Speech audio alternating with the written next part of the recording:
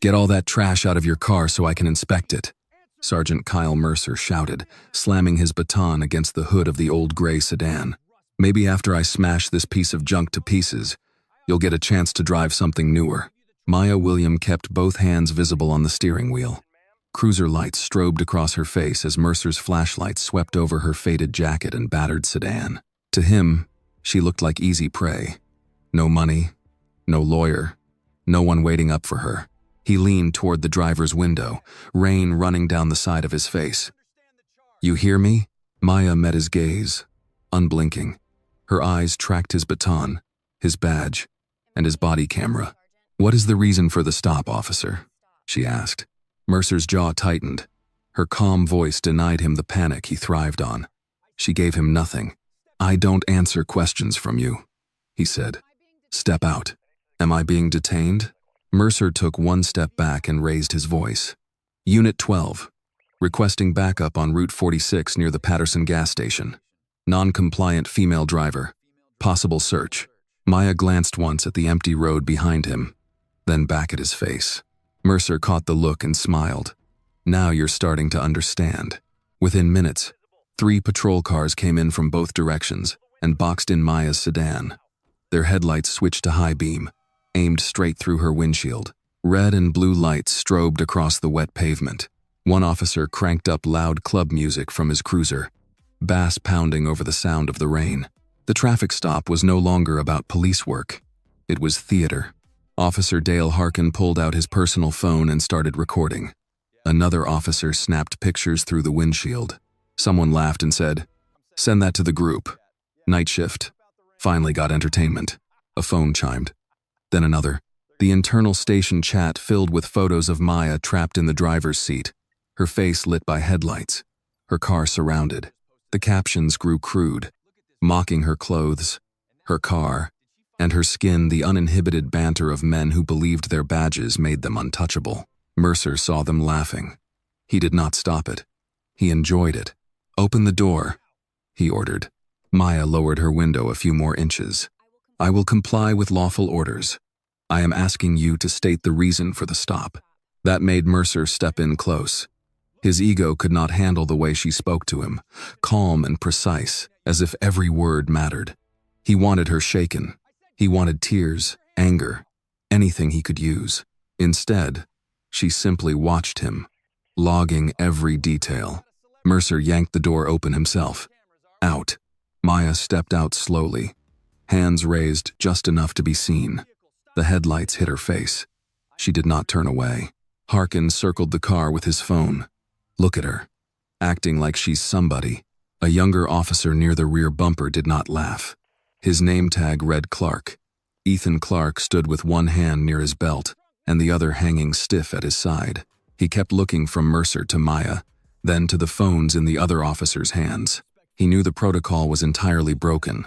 No clear violation, no explanation, and no standard procedure. Maya noticed him. For 1 second, their eyes met. Ethan looked away first, but not fast enough. Maya had seen the doubt. Mercer had seen it too. "Clark," Mercer barked. "Quit standing there. Help search the trunk." Ethan swallowed. "Sergeant, do we have probable cause?" The music seemed louder after that. Mercer turned slowly. "What did you just ask me?" Ethan's face tightened. You mean nothing. Search the vehicle." Maya kept watching Ethan. She said quietly, "There's still time to decide what kind of man you are." Mercer snapped his head back toward her. "You threatening my officer?" "No," Maya said. "I'm speaking to him." Harkin laughed. "She thinks she's running the stop." Mercer grabbed Maya's phone from the cup holder and held it up. The screen was black. "What's this?" he asked. "My phone." "Not anymore." He shoved it into his jacket pocket. Maya's eyes followed the movement. Her expression stayed flat. Mercer thought he had just cut off her only way to call for help. He assumed the dark display meant the device was neutralized. He was wrong. Inside the heavy fabric of his pocket, the lens captured every face, voice, and illegal order in high definition, transmitting the feed in real time to a secure federal monitoring room miles away. Mercer pointed his baton toward the trunk. Let's see what else you're hiding, he said. Maya looked at him without blinking. Go ahead. Harkin popped the trunk, using the end of his flashlight to lift the lid.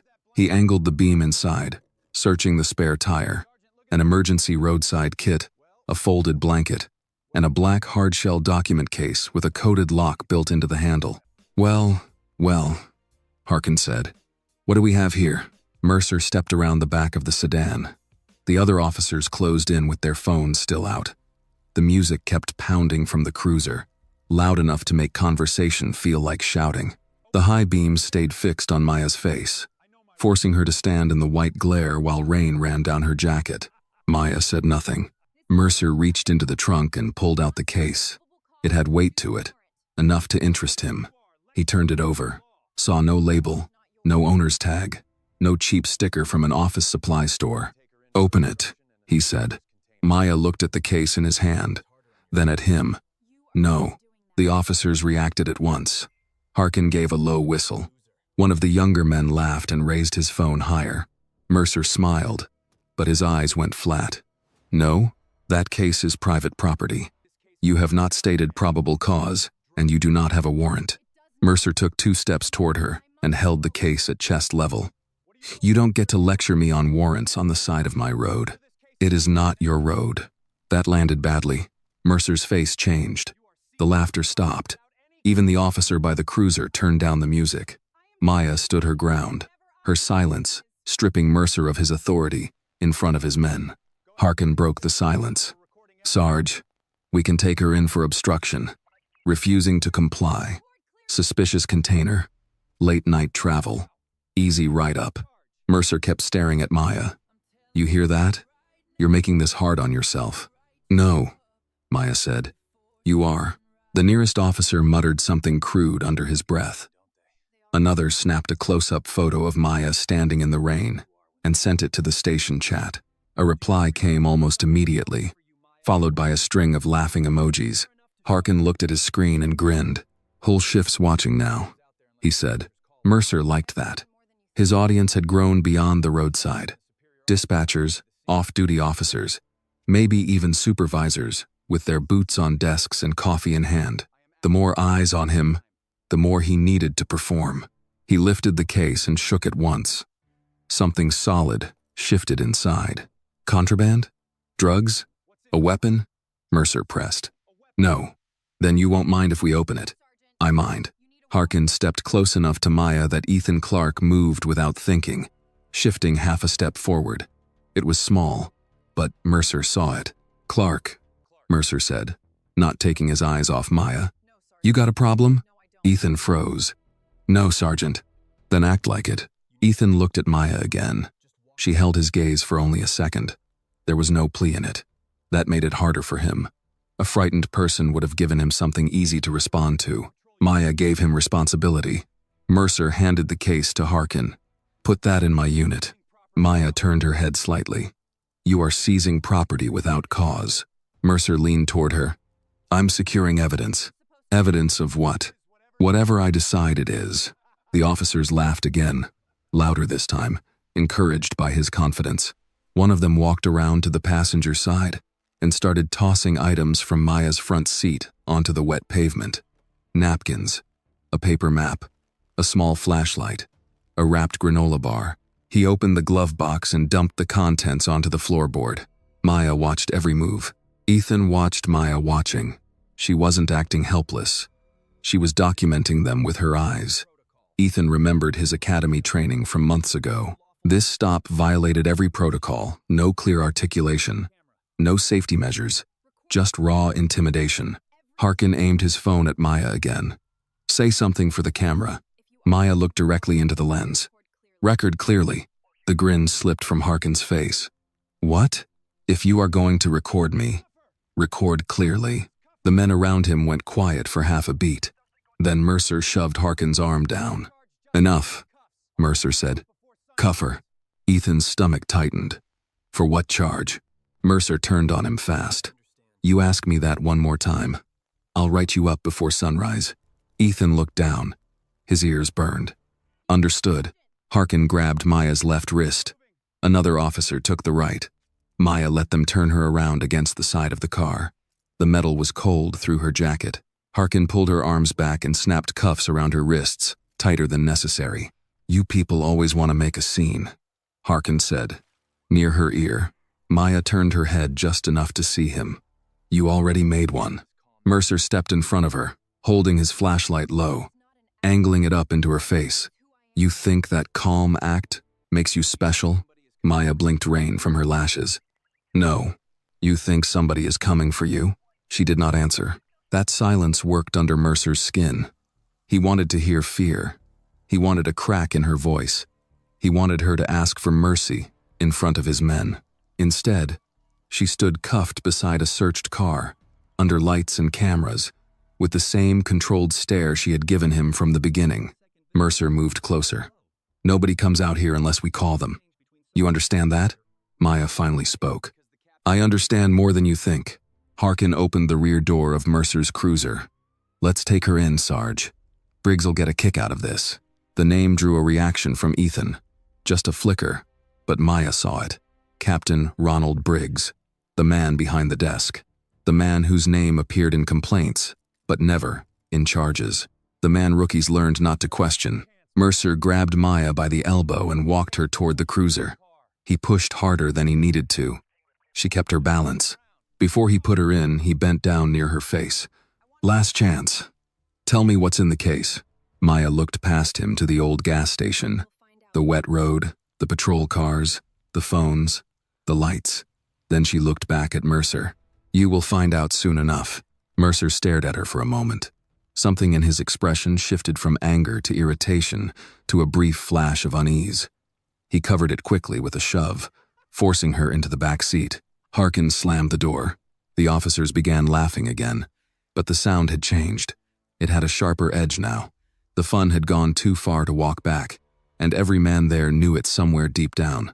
Still, no one stopped. No one wanted to be the first to admit the line had been crossed. Mercer climbed into the driver's seat. Maya's phone remained in his jacket pocket, screen dark against the fabric. He adjusted the rearview mirror so he could see her. "You're quiet now," he said. Maya sat upright, cuffed hands behind her, eyes steady in the mirror. Mercer looked away first. "If you feel for Maya, a woman who stayed calm while being surrounded, insulted, and treated unfairly, please like this video and comment where you are watching from, your city or state. Who knows? There may be people near you watching Maya's story right now too." The convoy pulled from the roadside. 3 cruisers surrounding the old sedan left behind under the glare. Harkin followed with the seized case on his passenger seat, tapping it once with his knuckles as he drove. He had no idea the case was waiting for the next mistake. Inside Mercer's pocket, the hidden feed continued without interruption. The camera angle was partial now, catching the dashboard, Mercer's jaw, the police radio, and the reflection of Maya in the rearview mirror. The audio was clean. Every word transmitted in real time to the secure monitoring room, where a technician marked the file with a timestamp and raised the priority level. On the main screen, a supervisor watched Maya sit in silence while Mercer drove her toward Rockford Police Department. No one in that room spoke for several seconds. Then a woman's voice said, "Keep the feed live. Let them bring her inside." Rockford Police Department sat behind a cracked municipal parking lot 2 miles from the highway. The building was low, square, and old enough to smell like damp paper and burnt coffee before anyone opened the front door. A faded American flag moved under a weak porch light. Beside it, the Tennessee state flag hung limp from the rain. Mercer pulled into the lot with 2 cruisers behind him and 1 ahead. He parked close to the rear entrance, away from the public lobby. That was not procedure for a routine traffic arrest. Ethan Clark noticed it and said nothing. Maya saw it too from the back seat. Mercer opened the rear door and grabbed her by the arm. "Move." She stepped out carefully. Her wrists were still cuffed behind her. Rain had flattened loose strands of hair against her face, but her posture remained straight. Harkin came up carrying the black document case like a prize he had won at a county fair. "This thing's got weight," Harkin said. "Maybe she's running something after all." Mercer glanced at Maya. "We'll know soon." Inside, the rear hallway was empty except for a vending machine. a bulletin board covered with old notices, and a framed photograph of Captain Ronald Briggs shaking hands with the mayor at a charity barbecue. The place had the tired look of a department that had not been challenged in years. A desk officer looked up from a paper plate of cold fries. "What'd you bring in?" Harkin held up his phone. "You didn't see the chat?" The desk officer grinned. "That her?" Mercer pushed Maya forward. "Book her in. Holding. Suspicious conduct. Obstruction. Refusal to comply. We'll clean up the language later." Ethan stopped half a step behind them. "Sergeant," she asked, for the basis of the stop. "We never gave her one." The hallway went still. Mercer turned slowly. "You writing a report or a confession, Clark?" Ethan's face tightened. He looked at Maya, then at the floor. "No, Sergeant." "Good. Then learn when to shut up." Maya did not smile. She only looked at Ethan for a second, long enough to make him feel exposed. He had spoken, then folded. She had seen both. Harkin leaned close to the desk officer. "Put her in room 2. No lobby camera angle." The desk officer did not ask why. That was the problem. Nobody asked why. They led Maya past a row of metal filing cabinets and into an interview room with stained ceiling tiles, a square table bolted to the floor, and 2 chairs. A camera sat in the upper corner, but the small indicator light was off. Mercer saw Maya notice it. "Camera's down," he said. "Bad luck." Maya sat when he shoved the chair with his boot. Harkin set the black case on the table. "Want me to get the kit?" "Not yet," Mercer said. "First she tells us what's in it." Maya looked at the case, then at Mercer. "You have already seized it. You searched my vehicle without legal cause. You brought me through the back entrance. You placed me in a room with the recording system turned off. You should stop before this gets worse." Mercer laughed once, sharp and humorless. "Lady, this is worse." Harkin took out his personal phone again and aimed it at her. "Say that one more time. The guys are gonna love it." Maya turned her head toward the lens. "Then make sure they hear every word." Harkin hesitated. Mercer noticed and slapped the phone down out of his hand. "Enough with the videos in here." "But outside, you said." "I said enough." The crack in the group was small, but Maya caught it. Men like Mercer enjoyed an audience, until the audience became evidence. He had not realized that yet, but some part of him was beginning to feel the shape of danger. In a secure federal monitoring room hundreds of miles away, the feed from Maya's phone rolled across 3 screens. The phone was still inside Mercer's jacket pocket, which hung over the back of a chair just outside the interview room. The camera view was narrow, blocked in places by fabric and motion, but the audio was clean. Every voice in the hallway carried. A technician in a dark polo shirt adjusted a headset. "We have entry through the rear door at 12:41 a.m. Interview, room 2. Official room camera appears disabled. At the center table, a woman in a navy suit stood with her arms crossed. Her name was Rebecca Stone, and no one in the room needed her to raise her voice to understand the pressure. 2 analysts sat nearby, logging names as they appeared on screen. Mercer, Harkin, Clark, desk officer unknown, Captain Briggs pending. "Keep tagging every personal device," Rebecca said. "I want phone numbers, chat handles, timestamps, and faces." An analyst pointed at a monitor showing the Rockford internal group chat mirrored from the feed capture. "They're still posting." Rebecca leaned closer. New messages appeared under crude nicknames, photos from the roadside, Maya under the headlights, her car, her face, comments stacked beneath them, some mocking, some openly racist, some laughing about the trunk case. Rebecca's face hardened. "Archive all of it. Do not interrupt the feed." A younger federal agent shifted uneasily. "Ma'am, how far do we let this go?" Rebecca kept her eyes on the screen. "Until we have the chain, not just the hand." Back in Rockford, the rear hallway door opened. Captain Ronald Briggs entered wearing a wrinkled dress shirt, suspenders, and the annoyed expression of a man pulled away from sleep. He was in his late 50s, broad through the stomach, with gray hair combed straight back and a Sheriff's Association ring on his right hand. He looked into room 2 and stopped at the sight of Maya. "This the one from the chat?" he asked. Mercer straightened. "Yes, Captain." Briggs stepped inside, studied Maya for a moment, then looked at the case on the table. What's that? Found it in her trunk. Locked. She refuses to open it. Briggs turned to Maya. You got a name? Maya William. Where you headed tonight, Maya? She said nothing. Briggs smiled without warmth. That's fine. Quiet people always think silence protects them. Maya looked at his ring, his shirt pocket, the small stain on his collar, then back to his eyes. Sometimes it does. Mercer shifted. He did not like the way she spoke to Briggs either. Briggs tapped the case with 2 fingers. Open it. No. You understand I can hold you? You already are. For a long time. Then you should be careful what you write down. Briggs stared at her. The room changed. Mercer had been angry. Briggs was colder. He did not need to shout. He had spent years making problems disappear through paperwork, pressure, and favors owed. He looked at Mercer. No official charges yet. Put down investigative detention while we verify the property. Ethan stood in the doorway. Captain, with respect, investigative detention requires. Briggs cut him off. Rookie, do you want a career? Ethan stopped. Then don't practice law in my hallway. Harkin smirked. Maya watched Ethan again. This time he did not look away as fast. His face showed shame before he could hide it. Briggs picked up the document case. Take this to the tech room. If it has a lock, break it. If it has a drive, clone it. If there's money, drugs, weapons, documents, anything, I want it photographed before sunrise. Mercer nodded. And her? Briggs looked back at Maya. Let her sit. People get honest when they understand nobody is coming. Maya leaned back slightly in the chair. For the first time all night, she spoke with something close to calm certainty. Someone is always coming, Captain. The only question is who they come for. Briggs paused at the door. Mercer's eyes narrowed. Harkin gave a nervous laugh that died quickly.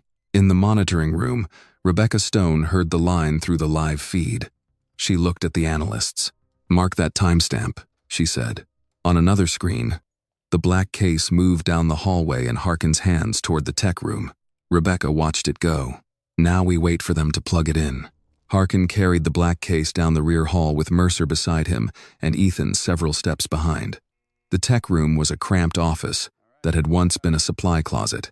2 old monitors sat on a metal desk beside a printer with a paper jam light blinking red. A tower computer hummed under the table. The room smelled of dust, warm plastic, and stale coffee. Officer Phil Ransom, the night shift tech, looked up from a half-eaten microwave burrito. What's this? Something our guest didn't want us touching, Harkin said, dropping the case on the desk. Ransom wiped his fingers on a napkin and leaned closer. Locked? Coded lock, Mercer said. Briggs wants it opened, cloned, photographed. Whatever you have to do. Ransom gave a short laugh. You guys always bring me toys when I'm trying to eat. Ethan stood near the doorway. Shouldn't we log it into evidence first? Mercer turned his head. You still talking? I'm just saying chain of custody matters. Harkin grinned. Kid watched too many Academy videos. Ransom pulled the case closer. Relax. I'll make a note after I see what's inside. Ethan looked at the case, then back down the hall toward interview room 2. Something about Maya's calm had stayed with him. She had not acted like someone afraid of what was in that case. She acted like someone waiting for it to be touched. Ransom flipped open a drawer and pulled out a small lock toolkit. Anybody get a name off her? Maya William, Mercer said. Ransom typed it into the computer. Nothing useful came up. No local warrants. No active county hits. No Tennessee probation record. Just ordinary fragments. Old addresses, a vehicle registration, expired parking ticket from Memphis. Nothing that gave Mercer the win he wanted. She's clean locally, Ransom said. Mercer's mouth tightened. Keep looking. Clean doesn't mean innocent. No, Mercer said. It means she's careful. Harkin gave the case a tap. Then open, careful. In interview room 2, Maya sat alone with her hands cuffed behind the chair. The room was cold. Someone had left the air conditioner too high despite the rain outside. A paper cup of water sat untouched on the table. The official camera in the corner remained dark. She listened. Footsteps in the hallway. The low voice of Briggs near the front desk. Harkin laughing from the tech room. the faint bass from a patrol car still idling outside. She filed each sound away by location and distance. The door opened. Ethan Clark stepped in, holding a clipboard he did not need. Maya looked up. He closed the door halfway but did not latch it. They told me to get basic information. No, they didn't. Ethan froze. Maya leaned back slightly. You came in because you wanted to know whether you were wrong. His grip tightened on the clipboard. I know what procedure says. Then you know this isn't it. He glanced at the dead camera. You don't understand how things work here. I understand exactly how things work here. Ethan swallowed. He was young enough to still feel shame, but old enough to fear losing the uniform. Maya saw both fighting across his face. He lowered his voice. You should give them what they want. It'll be easier. For whom? For you? Maya studied him. You don't believe that. Ethan looked toward the hallway. Mercer has friends. Briggs has more. People who fight them don't last. People who help them don't either. They just find out later. His face changed. Not much, but enough. The sentence had hit something personal. Maya shifted her wrists against the cuffs, testing pressure, not struggling. You asked about probable cause twice tonight. That means you still know the line exists. I should have kept my mouth shut. No. You should have finished the sentence. Ethan let out a quiet breath. You talk like you've done this before. Maya did not answer. That silence did more than any explanation. Ethan looked at her clothes again. Her wet jacket, her old sneakers, the calm set of her shoulders. Nothing matched. A scared civilian would have demanded a lawyer. A criminal would have tried to bargain. Maya was doing neither. From the tech room, Ransom cursed. A tool clattered on the desk. Ethan turned his head. Maya watched him. They're opening the case. That's not my call. It became your call the second you knew better. Ethan faced her again. What do you want from me? Pay attention. That's it? For now. He almost laughed, but it came out strained. You're sitting here cuffed, and you're telling me to pay attention. Yes. Why? Maya leaned forward as much as the cuffs allowed. Her voice stayed low. Because when this place starts collapsing, men like Mercer will blame whoever looks weakest. Tonight, that's you. Ethan's face went pale. Before he could answer, Harkin shouted from the tech room. Got it. Ethan stepped back. Maya's eyes moved to the door. In the tech room, Ransom had bypassed the case lock. The lid popped open. Inside, fitted into black foam, was a compact data module sealed in matte casing, a few paper folders, and a small drive with no label. Harkin frowned. That's it? Mercer picked up the drive. Plug it in. Ransom hesitated. I should air gap a machine first. Mercer stared at him. English. Use a computer not connected to the network. Safer if we don't know what this is. Harkin snorted. Man. It's probably tax records or some boyfriend's blackmail file. Mercer dropped the drive beside the keyboard. Plug it in. Ransom looked at Briggs, who had appeared in the doorway. Briggs nodded once. Do it. Ransom inserted the drive into the desktop tower. The computer recognized it after 3 seconds. A blank window opened. Then a password prompt. Locked. Ransom said. Break it. Briggs said. Ransom began working. He used a basic cracking tool kept on the department machine for seized phones and cheap laptops. The progress bar crawled across the screen. Nobody noticed the small network activity icon flicker at the bottom right. Inside the device, the trap activated. No pop-up. No alert. No dramatic screen change. It moved silently through the department network, mapping shared folders, archived complaints, deleted report caches, internal email backups, disciplinary logs, dispatch revisions, and the private directory Briggs believed only he could access. Every file touched was copied, compressed, encrypted, and pushed outward through a hidden channel already waiting for it. In the federal monitoring room, screens began filling with incoming data. An analyst sat forward. Connection established. Rockford internal network is exposed. Rebecca Stone walked closer. Confirm acquisition. Complaint archives coming in. Deleted folders. Internal affairs subdirectory. There's a private folder labeled Briggs, Personal. Pulling now. Another analyst said. Group chat metadata confirmed. Officer devices cross-linked. Rebecca's expression did not change, but the room tightened around her. Do not interfere. Let them continue. Back in the tech room, Ransom frowned at the monitor. This thing's weird. Mercer leaned over him. Can you open it? Or not? I'm trying. Briggs folded his arms. Try faster. The network icon flickered again. A hidden progress indicator in the federal room passed 30%. Ethan stood in the hallway, watching through the open door. He did not understand the technology, but he understood the men. Mercer was excited. Harkin was amused. Briggs was calculating. Ransom was careless under pressure. Maya's words returned to him. Pay attention. He looked back toward interview room 2. She sat still through the narrow gap in the door. Her face turned slightly toward the hall, as if she could hear every piece moving. Ransom clicked again. The monitor froze for half a second. What did you do? Mercer asked. Nothing. It's just lagging. On the federal screen, another analyst spoke. We have prior excessive force complaints. Multiple names. Civilian witnesses. Some marked unfounded.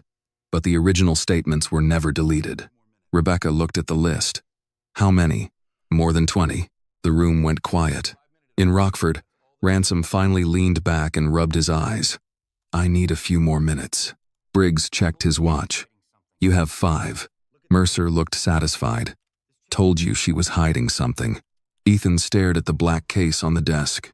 For the first time that night, he understood the possibility that Mercer was right about one thing. Maya had been hiding something, but it was not fear. Ethan stayed in the hallway after Ransom went back to the computer.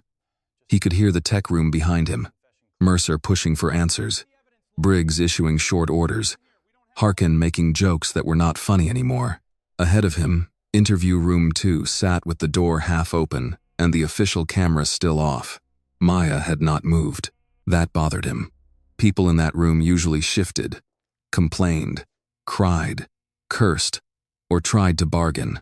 Maya sat with her hands cuffed behind the chair and her feet flat on the floor, listening to the building as if she knew what every sound meant. Ethan stepped inside and closed the door behind him. Maya looked up. They plugged it in. He said nothing. That wasn't a question, she said. Ethan glanced at the dark camera in the corner. What's in that case? You already know enough to be afraid. I'm not afraid. Maya held his eyes. Ethan looked away. She did not press him right away. That made it worse. The quiet in the room forced him to hear everything he had ignored since joining Rockford Police Department 2 months earlier. The laughter after traffic stops. The missing body cam footage. The reports that got rewritten before sunrise. The way senior officers said certain names like they were already guilty. He lowered his voice. You came here on purpose. Maya did not deny it. Ethan's throat tightened. Who are you? A woman you watched get abused under color of law. That's not an answer. It's the only answer you've earned. He stared at her, angry for a second because the words hit where he was weakest. Then the anger collapsed into something closer to shame. From the hallway, Mercer's voice cut through the station. Clark. Ethan flinched. Maya noticed. He owns your reflexes. That's how it starts. Ethan turned toward the door, then stopped. You don't know me. I know you asked for probable cause twice and backed down twice. That means you still have a conscience, but you don't trust it yet. His hand tightened around the clipboard. You make it sound simple. It isn't simple. It's just clear. Before Ethan could respond, Mercer shoved the door open. Why are you in here? Getting her information, Ethan said. Mercer looked at the blank clipboard, then at Maya. She giving you trouble? No, Sergeant. Mercer stepped closer to Maya. You hear that? Even the rookie knows how to answer. Maya looked at him without expression. He knows more than that. Mercer's eyes narrowed. What did you say to him? Enough. For a moment, Mercer seemed ready to hit her. His right hand flexed near his belt. Ethan saw it and shifted half a step forward before he could stop himself. Mercer caught the movement. You got something to say, Clark. Ethan swallowed. No. Mercer smiled. Good. Because I'm starting to get tired of your face tonight. He grabbed Maya's chair and dragged it back a few inches, the legs scraping against the floor. Listen to me. You are going to tell us what that device is. You are going to explain why you were carrying it. Then you are going to sign a statement saying you interfered with a lawful stop. Maya's voice stayed level. No. Mercer leaned down until his face was close to hers. You keep saying that word like it protects you. It documents you. That answer landed. Ethan saw it. Mercer blinked once, then straightened, and looked toward the dark camera, as if remembering it was off. Harkin appeared in the doorway. Sarge, Briggs wants you in the tech room. Ransom says there's something weird with the drive. Mercer pointed at Ethan. Stay here. She doesn't move. She doesn't talk. She doesn't breathe funny without you telling me. He walked out with Harkin, leaving the door open. Ethan waited until their footsteps faded. You're trying to make him worse. No, Maya said. I'm letting him be honest. That can get you hurt. It already gets people hurt in this town. The difference is tonight someone is watching. Ethan went still. Maya did not look away. You know where they keep the old complaints. I don't know what you're talking about. Yes, you do. His face changed before he could control it. Maya continued. Quieter now. Not the public files. Not the cleaned reports. The original statements. The ones people signed before Briggs decided they were unreliable. Ethan's pulse quickened. He had seen a cabinet in the records room with no label. A locked drawer. Briggs opened himself. He had once watched Harkin carry old folders from that drawer to the shred bin, then stop when Briggs told him to wait until after the council meeting. How do you know about that? Ethan asked. Maya leaned forward slightly. The cuffs restricted her arms, but not her presence. Because men like Briggs always keep insurance. A file, a scan, a recording. Something to use against their own people if the walls close in. Ethan stared at her. You want me to steal evidence, he said. I want you to preserve it. That's not how they'll see it. They are already planning to blame you. He shook his head. You don't know that. Mercer is unstable. Harkin is careless. Briggs is senior. Ransom touched the computer. When this turns bad, who is the easiest person to sacrifice? Ethan did not answer. The question did not need help. Maya lowered her voice. There is a rear evidence locker. There is a gray backup drive signed out under patrol inventory, not evidence intake. It was used to move files before audits. Briggs thinks no one knows it exists. Ethan's face drained. Who the hell are you? Maya held his stare. Right now, I am the only person in this building giving you a way out. Outside the room, the station became louder. Ransom cursed again. Briggs barked an order. A chair rolled hard against a wall. Ethan looked toward the sound. Maya said, You have minutes. He rubbed his jaw, breathing hard through his nose. If I do this, I'm finished here. You were finished the moment you realized they were wrong and stayed silent. This is the part where you decide what comes next.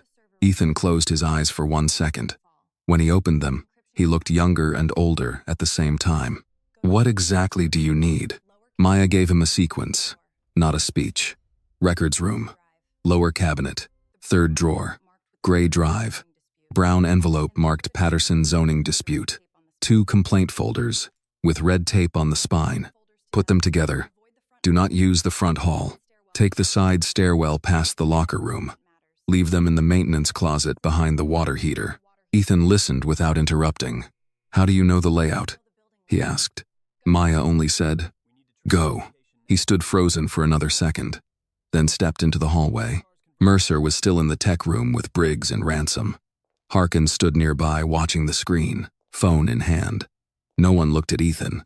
He walked to the records room at a normal pace. That was the hardest part. Not running, not looking guilty, just walking like a rookie sent to fetch paper. The records room smelled like cardboard and toner. Ethan found the lower cabinet. Third drawer. Locked. He looked back through the glass pane in the door. Empty hall. His hand shook as he used the key. Briggs kept on the hook behind the old time clock, the one everyone pretended not to know about. The drawer opened. Inside were folders that should not have existed. Names, dates, photos, medical bills, signed statements. Complaints marked unfounded in the official system, but here the originals told different stories. A grandmother pulled from her car, a veteran beaten near a grocery store, a college kid whose mugshot had been taken after his front tooth was broken. Ethan found the gray drive, the brown envelope, and the 2 red-taped folders. He tucked them under his rain jacket and shut the drawer. As he reached the hallway, Mercer stepped out of the tech room. "Clark." Ethan stopped. Mercer looked at him. "Where you going?" Ethan felt the drive against his ribs. He forced his voice flat. "Bathroom." Mercer stared. "You look sick." "I feel sick." Harkin laughed from behind him. "Rookie can't handle a real night." Mercer waved him off. "Make it quick." Ethan walked away before his legs failed him. In the monitoring room, a federal analyst watching the hallway feed marked Ethan's movement and spoke into her headset. "Subject, Clark, is moving with probable evidence package." Rebecca Stone stood behind her. "Track him." Ethan reached the maintenance closet, opened it, and placed the drive and folders behind the water heater exactly where Maya had said. His hands lingered on the envelope for half a second. Then he stepped back out and returned to interview room 2. Maya looked at him once. He gave the smallest nod. No smile. No relief. Just confirmation. At the same time, in the tech room, Ransom's monitor flashed and went black. Then every computer in the Rockford Police Department locked at once. Briggs shouted, "What the hell did you do?" Mercer turned toward the hallway, and Maya, still cuffed to the chair, finally allowed herself a thin, controlled breath. The lockout hit the station in layers. First, the tech room computer went black. Then the dispatch terminal froze. A second later, the booking screen at the front desk, locked behind a plain gray prompt no one in the building recognized. Printers stopped mid-page. The radio log display stalled at 12:58 a.m. Every monitor showed the same dead silence. Briggs stormed into the tech room. "Ransom, fix it." Ransom sat rigid in his chair, both hands hovering over the keyboard. "I didn't do anything. You plugged in the drive. You told me to." Mercer stepped close enough to make Ransom lean back. "What was on it?" "I don't know. It didn't open. It just..." Ransom pointed at the screen. "It locked everything." Harkin's phone buzzed. He checked it, then stopped smiling. Sarge," Mercer snapped. "What?" "The chat's gone." "What do you mean, gone?" Harkin tapped hard at the screen. "The station group. It logged me out. Says access restricted." Another officer came in from the hallway. "My phone just froze." Briggs turned on him. "Personal phone?" The officer looked suddenly afraid. "Yeah." Briggs's face tightened. Everybody stopped touching their phones. That order was too late. Across the station, men who had laughed minutes earlier now stared at dark or frozen screens. The same devices they had used to photograph Maya, mock her, and send messages into the night were no longer toys. They were evidence sitting in their hands. In interview room 2, Ethan stood near the door, trying to control his breathing. Maya sat in the chair, still cuffed, watching the hallway through the narrow opening. "They know something happened," Ethan said. "They know less than they think." "What happens now?" Maya looked at him. "That depends on whether you can keep your face under control." Ethan wiped his palms against his uniform pants. "I just moved evidence from a secured room.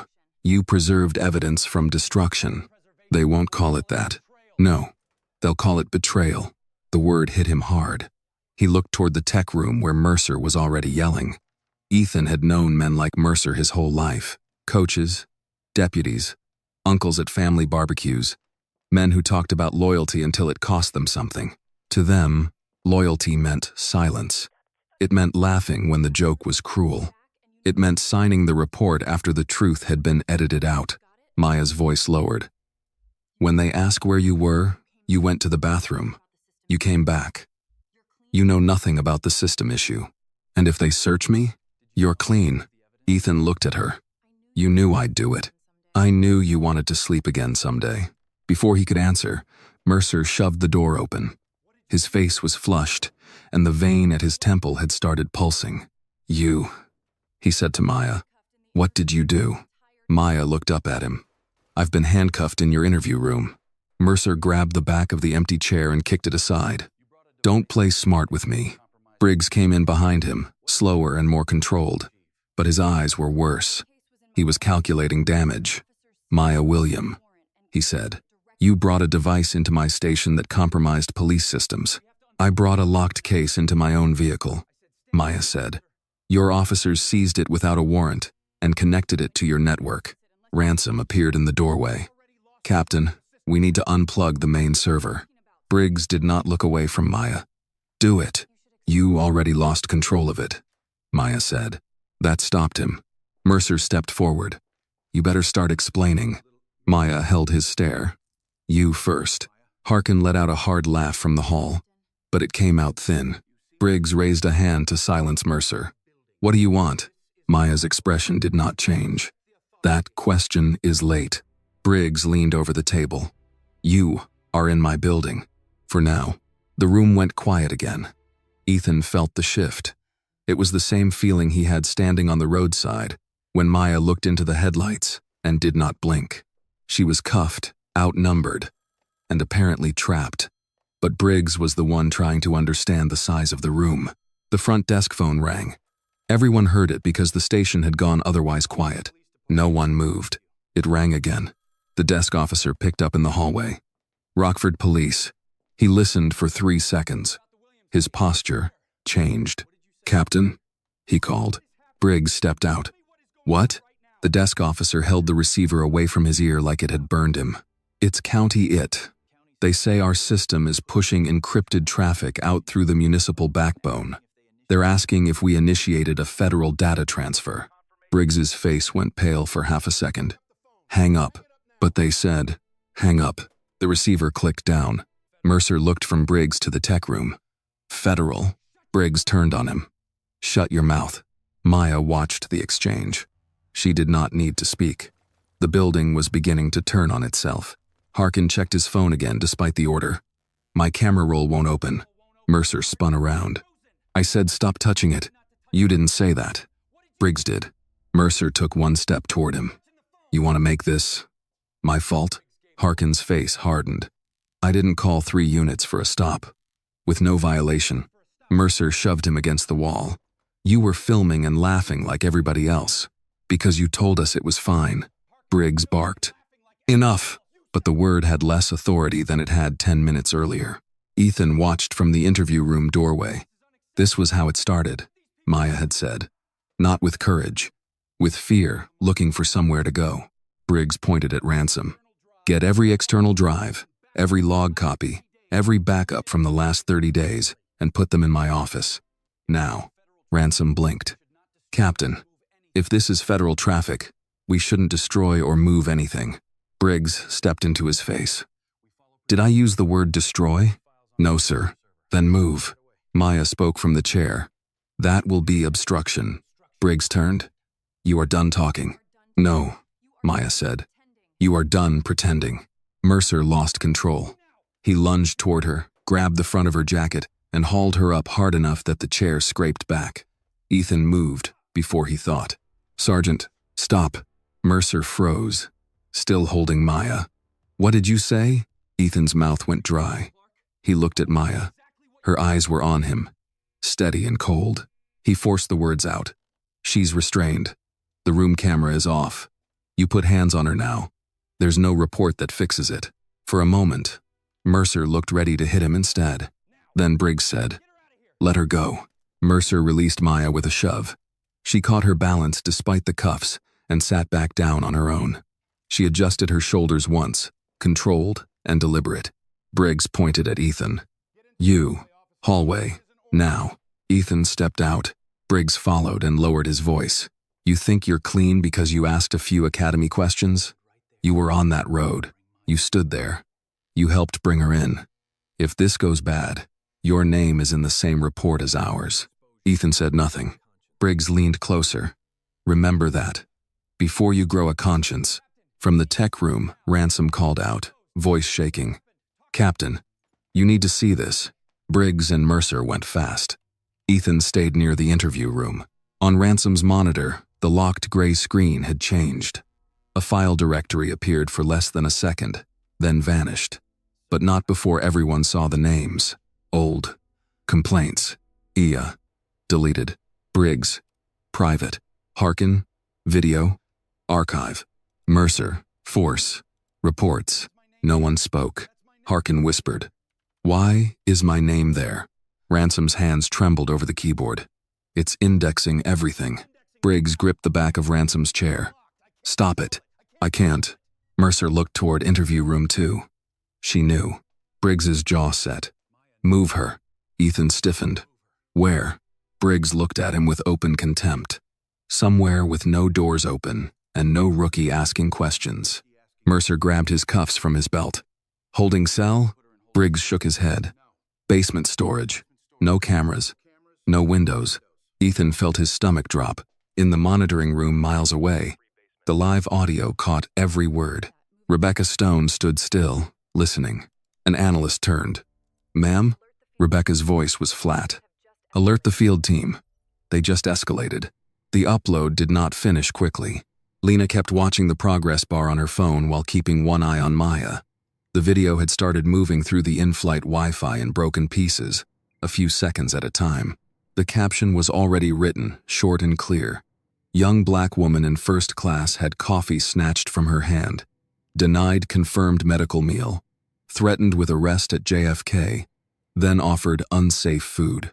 White VIP is eating her medical meal. She had not posted it yet. She wanted one more piece of proof. Across the aisle, Maya sat too still. That worried Lena more than if Maya had been angry. In the emergency room, patients in real trouble often became quiet first. They stopped arguing. They started conserving energy. Their bodies chose survival over explanation. Lena leaned forward. Maya, look at me for a second. Maya turned slowly. I'm here. Are you nauseous? A little. Lightheaded? Yes. Any tightness in your throat? No. Not yet. The last 2 words made Lena's face harden. Not yet is not good enough. Claire was at the front of the cabin pouring coffee for Victoria. The smell drifted back toward Maya, warm and bitter, almost insulting now. Victoria accepted her cup with both hands and took a slow sip. Finally, Victoria said, something normal. Samuel Reed heard her and looked away in disgust. Lena pressed the call button again. Claire did not come. Lena pressed it a second time, holding it down longer. Claire looked up from the galley. I see it. Then answer it, Lena said. Ethan Cole stepped out instead. Miss Ortiz, the call button is for service needs, not harassment. Lena held up the glucose meter.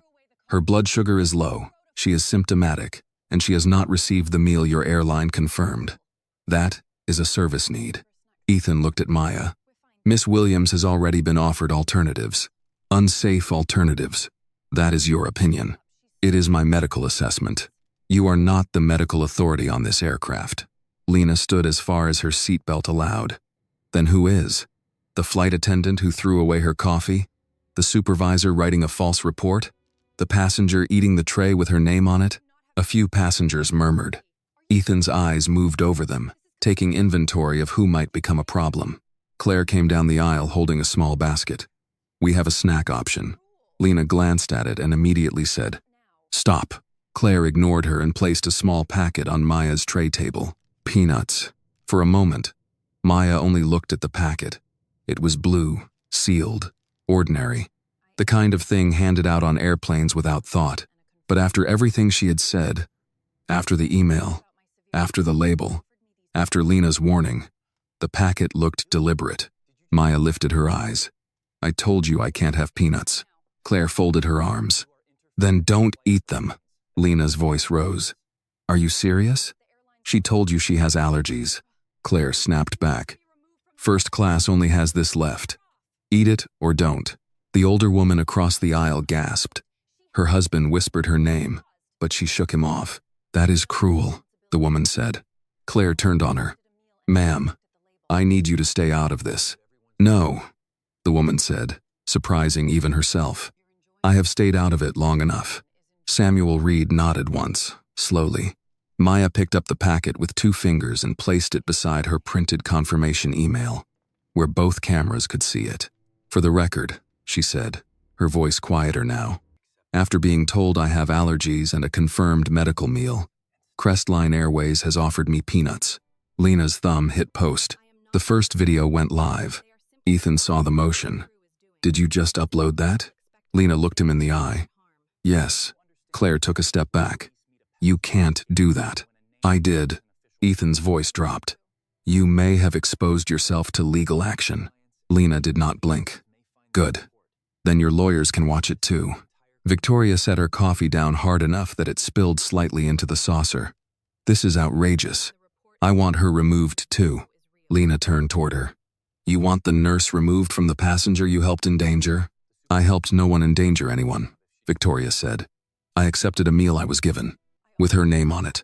I never looked at the label. Samuel spoke from 2C. No, but you heard all of us say it.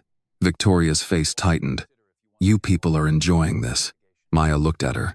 No one is enjoying this. Victoria's eyes moved to the peanut packet, then to Maya's shaking hand. She looked away before guilt could become visible. Lena checked her phone. The video had 8 views, then 32, then 112. She kept her voice low. It's starting. Maya did not ask what. She knew. Ethan stepped closer to Maya, bending slightly so the rest of the cabin would have to strain to hear him. Miss Williams, I am giving you one final opportunity. Turn off your phone. Stop encouraging other passengers to interfere, and I will note in my report that you calm down. Maya looked tired now, but her eyes remained clear. I am not encouraging anyone. They are responding to what you are doing. You are creating a public spectacle. You created a private harm. The public part is your problem. His expression changed. The mask slipped just enough to show anger. Do you understand what happens when police meet a passenger at the gate? He asked. Yes. Do you understand that your name goes into a report? Yes. Do you understand employers, clients, and security agencies can find reports like that? Maya felt those words hit. He did not know who she was, but he knew how to threaten what people worked for. He knew how to make a person imagine the phone calls, the explanations, the suspicion that would remain even after the truth came out. She looked down at her cuff, at the coffee stain Claire had left there. It had dried into the fabric. Then she looked back at Ethan. Do you understand what happens when the report is false and the video is real? Ethan straightened. The man in row 2 spoke for the first time with full confidence. I heard the threat. The older woman added, So did I. Samuel said, and I heard him ask her to sign a lie. Ethan turned toward them. I advise all of you to consider whether you want to be involved in an official investigation. Samuel leaned back slightly. At my age, son, threats don't have the same flavor they used to. A few passengers shifted. Someone behind the curtain laughed once, nervously, then stopped. Claire returned to the galley, whispering sharply into the interphone. Ethan followed halfway, but kept looking back at Maya. Lena's phone buzzed. Then again. Then again. The video had passed 1,000 views. A comment appeared at the top. They gave a hypoglycemic passenger peanuts after stealing her medical meal. Another. Airline crew trying to turn medical neglect into an unruly passenger case. Another. Who is the woman eating her food? Lena took a breath. Maya. People are seeing it. Maya closed her eyes briefly. Not relief. Not victory. Just the heavy knowledge that once truth left your hands, it became something you could not fully control. Her phone buzzed again. Naomi. Maya did not open it. Victoria glanced toward Lena's phone. What are you looking at? Lena said nothing. Victoria's own phone, lying on her armrest, lit up with a message. She looked down casually, then froze. Patricia, from Charity Board. Victoria. Is this you in some airline video? Victoria snatched the phone up and turned the screen away. Samuel saw enough.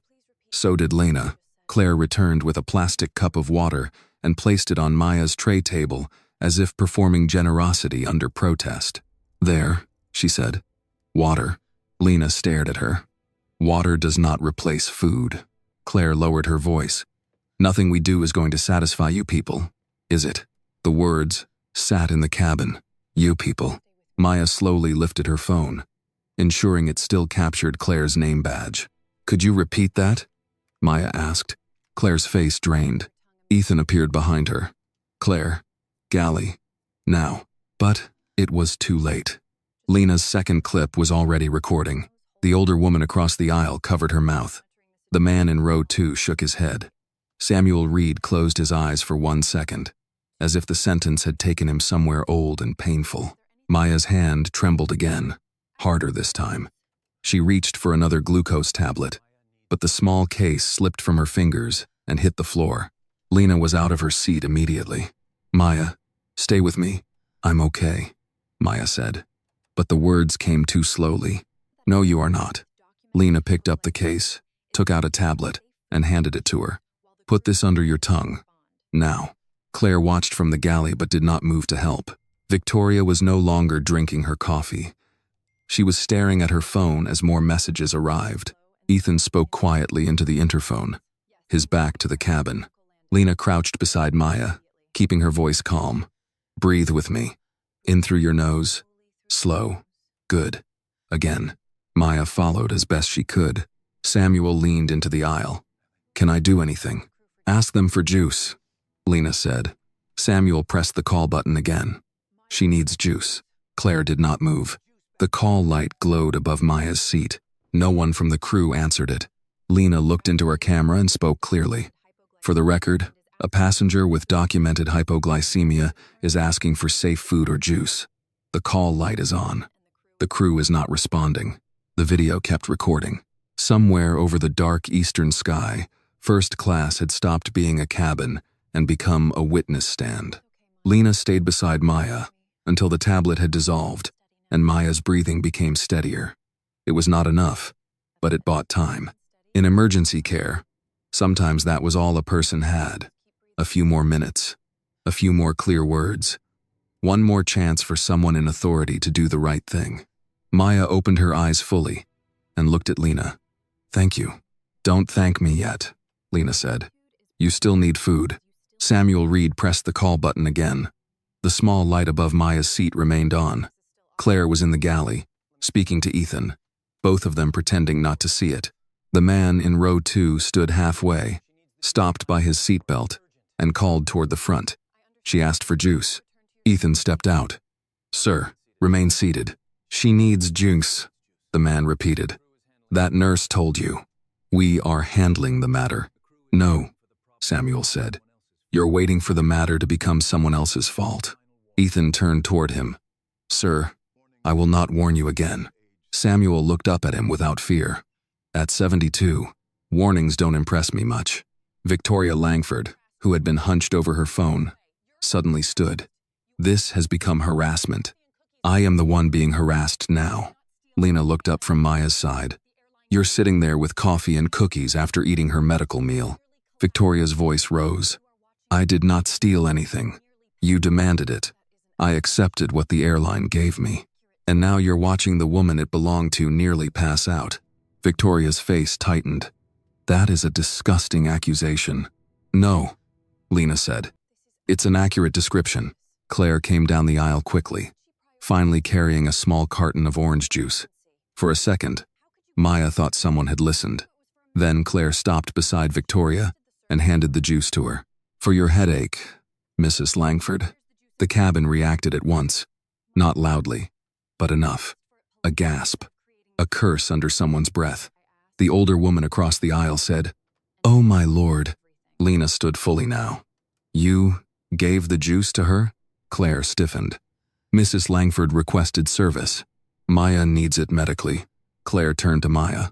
If Miss Williams needed juice, she could have asked politely instead of creating a scene. Maya's voice was low. "I asked. You accused. I documented." Victoria took the juice carton and set it beside her coffee without opening it. That was the worst part. She did not even want it. She wanted possession. She wanted the cabin to understand who could still receive service and who had to beg for it. Samuel Reed slowly rose as far as his seatbelt allowed. "Ma'am, give her the juice." Victoria looked at him as if he had spoken out of turn in her own home. "Sit down. Give her the juice." Ethan moved toward Samuel. "Sir, sit down now." Samuel did not move. "I spent 40 years teaching children what courage looked like. I'd be ashamed to sit quiet now." Maya turned to him. "Mr. Reed, please. I don't want them using you too." Samuel looked at her gently. "Child, they've been using silence all night." Lena's phone continued recording. The comments on her first video were multiplying so quickly she could no longer read them all. Her second clip, the one with Claire saying, "You people," had just begun uploading. She kept one hand near Maya's shoulder, ready if Maya swayed. Victoria picked up the unopened juice and held it out toward Claire. "Take this away. I don't want anything touched by this circus." Claire reached for it. Lena stepped into the aisle. "Give it to Maya." Claire froze. "Move back to your seat. Give her the juice." Ethan's face darkened. "Miss Ortiz, this is your final warning." Lena looked at him. "Then make it useful." For a moment, nobody moved. Then the older woman across the aisle unbuckled her seatbelt. Her husband whispered, "Margaret, no." But she reached into her tote bag and pulled out a small apple juice box. "I have this," she said. "For my grandson. It's sealed." Lena took it quickly and checked the label. "Maya, this should be safe. No nuts, no seafood, just juice." Maya accepted it with both hands. The straw shook slightly as she pushed it in. She drank slowly, under Lena's watch. Claire stared as if the act of one passenger helping another had personally insulted her. Ethan spoke into his tablet. Passenger interference expanding to multiple seats. The man in row 2 snapped. "Are you serious?"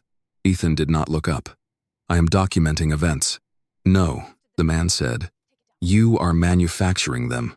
Maya drank half the juice and closed her eyes for a moment. The sugar would help. It would not fix the larger problem. Her safe meal was gone. Her name had been turned into a report. Her calm had been labeled defiance. Her need had been treated as inconvenience. Victoria's phone began ringing. She looked at the screen and rejected the call. A moment later, another call came in. Then, a text. Then, another. Her composure started to fray. She opened one message and went still. Maya could not read it, but Lena's camera caught Victoria's expression. Fear had finally entered the cabin, but not for Maya's health, for Victoria's reputation. Ethan noticed Victoria's face. "Mrs. Langford?" She held the phone close to her chest. "Someone posted something." Claire's head turned quickly. Lena said, "Yes, I did." Victoria stared at her. "Take it down." "No, you have no right to put me online. You had no right to eat her medical meal." Victoria's voice sharpened. "You little..." "Careful," Samuel said. Victoria looked around and realized several cameras were pointed toward her. The insult died before she finished it. Maya opened her eyes and set the juice box down. "Mrs. Langford, you can still tell the truth." Victoria laughed once, too loudly. "The truth? The truth is you turned a misunderstanding into an attack on me." Maya shook her head. "No, I gave you every chance to stop participating. I was served a meal. You heard my name. You heard medical. You heard no substitutions. You watched me shake, and you ate anyway." Victoria looked toward Ethan. "Are you going to allow her to speak to me like this?" Maya answered before he could. "From now on, I speak whether you allow it or not." The words settled over the cabin. Claire looked down. Ethan's mouth tightened. Samuel nodded, almost to himself. Lena's phone buzzed again. She glanced at it and inhaled sharply. "What?" Maya asked. The first video just crossed 50,000 views. Claire's face went pale. Ethan stepped toward Lena. "Show me." "No." "Ms. Ortiz." "No." Lena repeated. "You've written enough false records tonight. You don't get to supervise mine." Victoria began typing quickly, then stopped, then deleted whatever she had written. Her phone rang again. This time she answered in a whisper. "Not now, Patricia." The voice on the other end was loud enough for the nearest seats to hear. "Victoria, are you on a plane? Is that you in the video?" Victoria ended the call. No one spoke for several seconds. Then Captain Mallory's voice came through the cabin speaker, controlled and formal. "Ladies and gentlemen, we are expecting a smooth flight into New York. Please remain seated while the crew continues service." Service. The word made the older woman named Margaret shake her head. "If this is service, I'd hate to see neglect." Maya felt the juice beginning to work, but weakness still sat behind her eyes. Lena checked her again, quietly this time. Samuel offered a clean napkin. Margaret offered another juice for later. The man in row 2 gave his name to Lena in case a witness statement was needed. One by one, ordinary people began doing what the crew would not. Ethan saw it happening. That was when his concern shifted from controlling Maya to controlling the story. He leaned close to Claire in the galley. "We need to finalize the report before landing," Claire whispered. "What about the videos?" "We stick to non-compliance." "She looks sick." She refused alternatives. Claire looked back at Maya, then at the peanut packet still lying beside the confirmation email. For the first time, guilt almost reached her face. Ethan saw it and lowered his voice.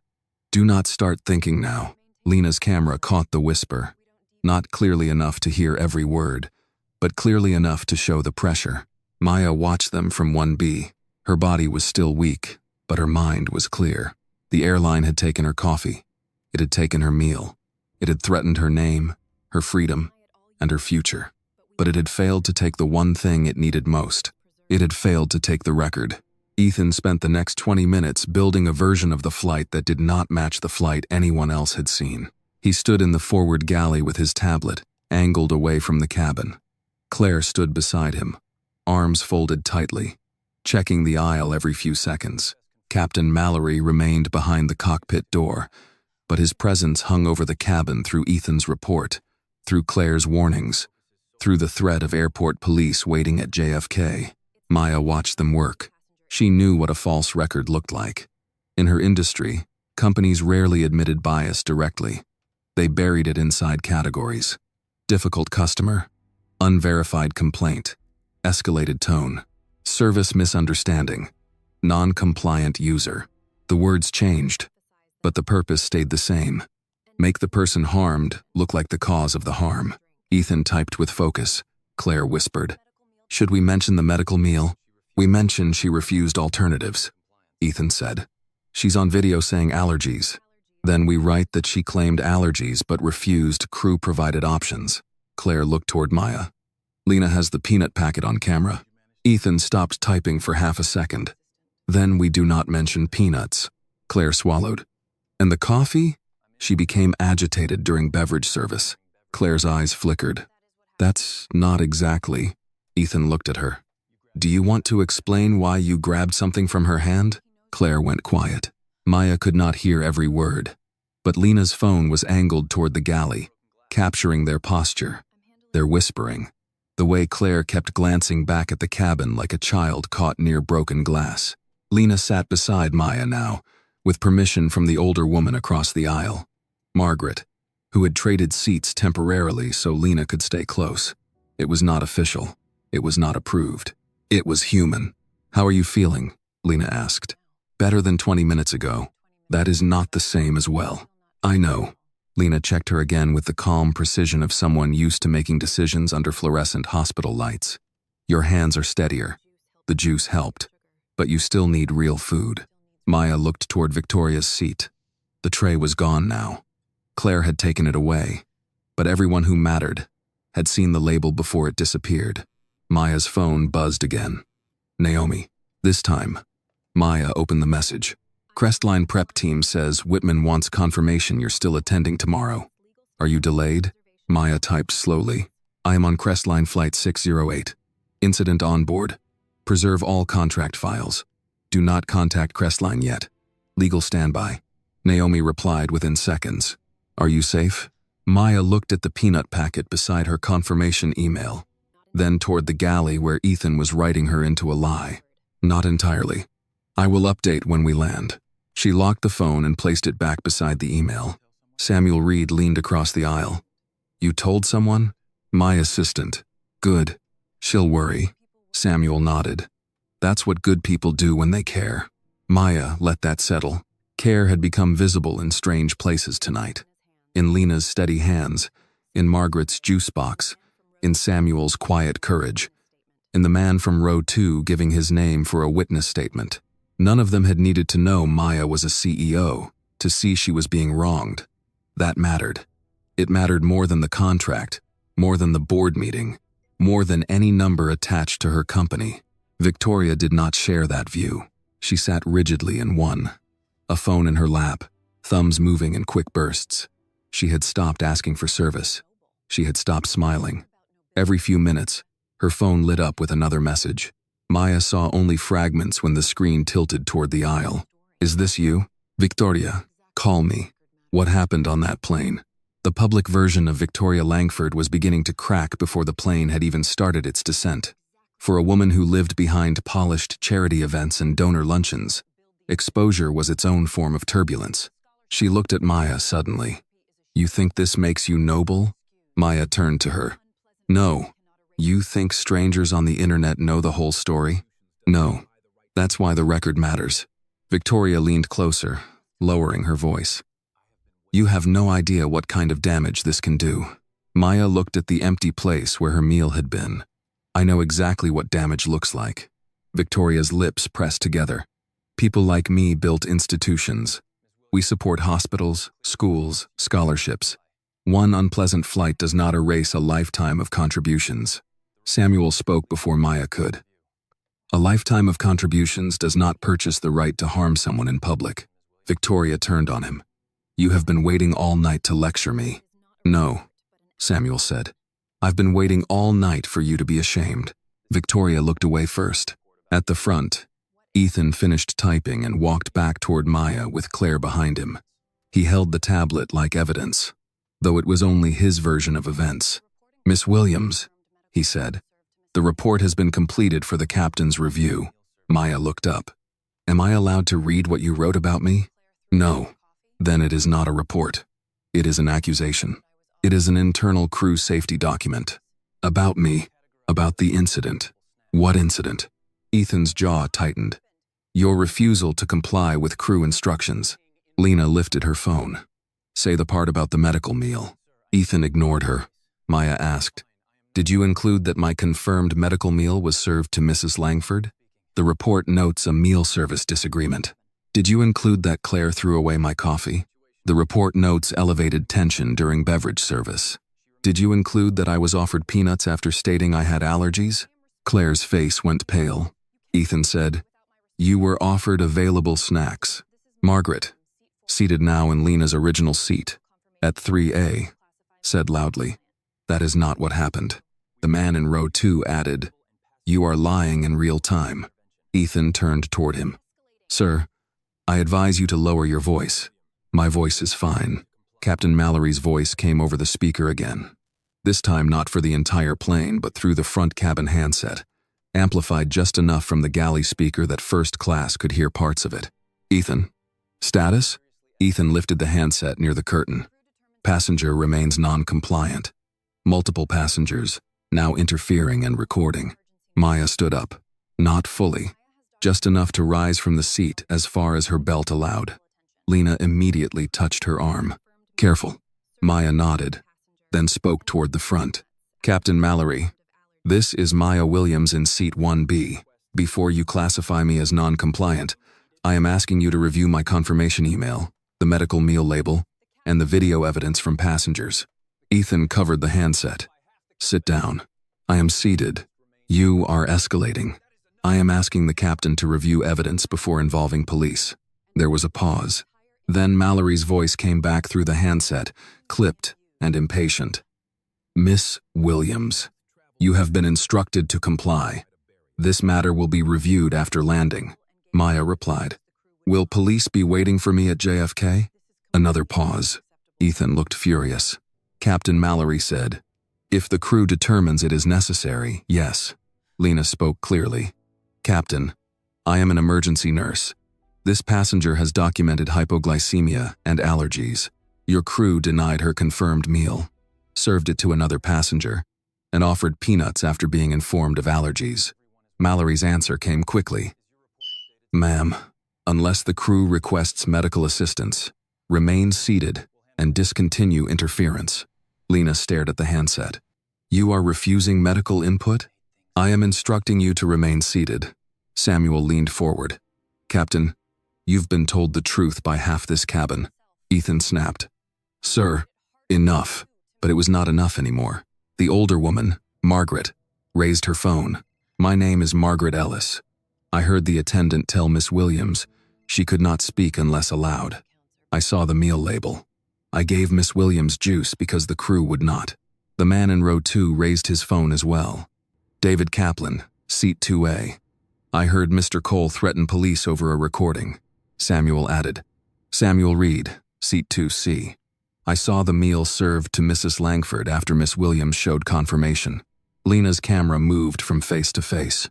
Ethan looked around the cabin, and for the first time, he seemed to understand that the report on his tablet was no longer the only record being written. Captain Mallory's voice cut through again. Ethan, return to the cockpit area. Ethan lowered the handset and looked at Maya. His voice was quiet now, but it carried a different kind of threat. You have made this much worse for yourself. Maya looked at him. No, I made it harder for you to make it disappear. Claire stood frozen behind Ethan. The color had not returned to her face. Victoria's phone rang again. She looked down, saw the name, and declined the call with shaking fingers. Lena glanced at her own screen. The first video had passed 200,000 views. The second clip, with Claire saying, "You people," was climbing faster. Maya, Lena said softly. News accounts are picking it up. Maya closed her eyes for a second. She had wanted a quiet flight, a safe meal, a few hours to review contract terms before morning. Instead, the company waiting for her signature was turning her into an airport security case while the internet watched. The cabin lights dimmed slightly as the plane settled into cruising altitude. Claire retreated to the galley. Ethan returned to the front. Captain Mallory stayed behind the cockpit door. But first class no longer belonged to them. It belonged to the witnesses. By the time the aircraft crossed over Virginia, Lena's phone would not stop vibrating. She had turned the sound off, but the screen kept lighting up in her lap. New comments, new shares, new tags. A local Atlanta reporter had reposted the first clip. An aviation watchdog account had shared the second. A civil rights attorney with nearly 500,000 followers had written one sentence above the video. This is how medical neglect becomes a police report. Lena read it twice, then looked at Maya. Maya had seen enough from Lena's face to understand that the video was no longer just evidence. It had become public. How bad? Maya asked. Lena kept her voice low. The first clip is past 600,000 views. Maya's eyes closed briefly. Samuel Reed leaned in from 2C. That's not bad, Miss Williams. That's light. Maya opened her eyes. Light can burn. Samuel nodded. Only what was already dry. Across the aisle, Margaret Ellis clutched her phone with both hands while her husband watched the numbers climb over her shoulder. David Kaplan in 2A had already sent his contact information to Lena and offered to make a formal statement after landing. 2 passengers from the first row of economy had asked if they could share what they heard from behind the curtain. In the galley, the mood was changing faster than the cabin pressure. Claire stared at her phone as if it had betrayed her. Ethan had told her not to look, which only made her look more. The first video showed her standing over Maya with the tray. The second showed the peanut packet beside the confirmation email. The third was shorter but worse. Claire's voice saying, "Nothing we do is going to satisfy you people, is it?" She watched that clip once and felt her stomach drop. "They cut it," she whispered. Ethan did not look up from his tablet. "Don't say anything else. They're saying I'm racist. Then stop giving them more material." Claire's eyes filled with panic. "You told me to hold the line. I told you to follow service protocol." She stared at him. "That's not what happened." Ethan finally looked at her. "It is now." Claire understood him then. If this became an investigation, he would leave her standing alone in the center of it. Victoria would deny asking for anything improper. Captain Mallory would say he acted on information provided by the cabin supervisor. Ethan would say Claire mishandled the initial service interaction. The chain would break at the lowest link it could afford to lose. She looked back toward Maya. Maya was seated quietly, one hand resting near the printed confirmation, the other around the juice box Margaret had given her. She looked tired, too tired, but not defeated. Claire looked away first. Victoria Langford was no longer pretending to be calm.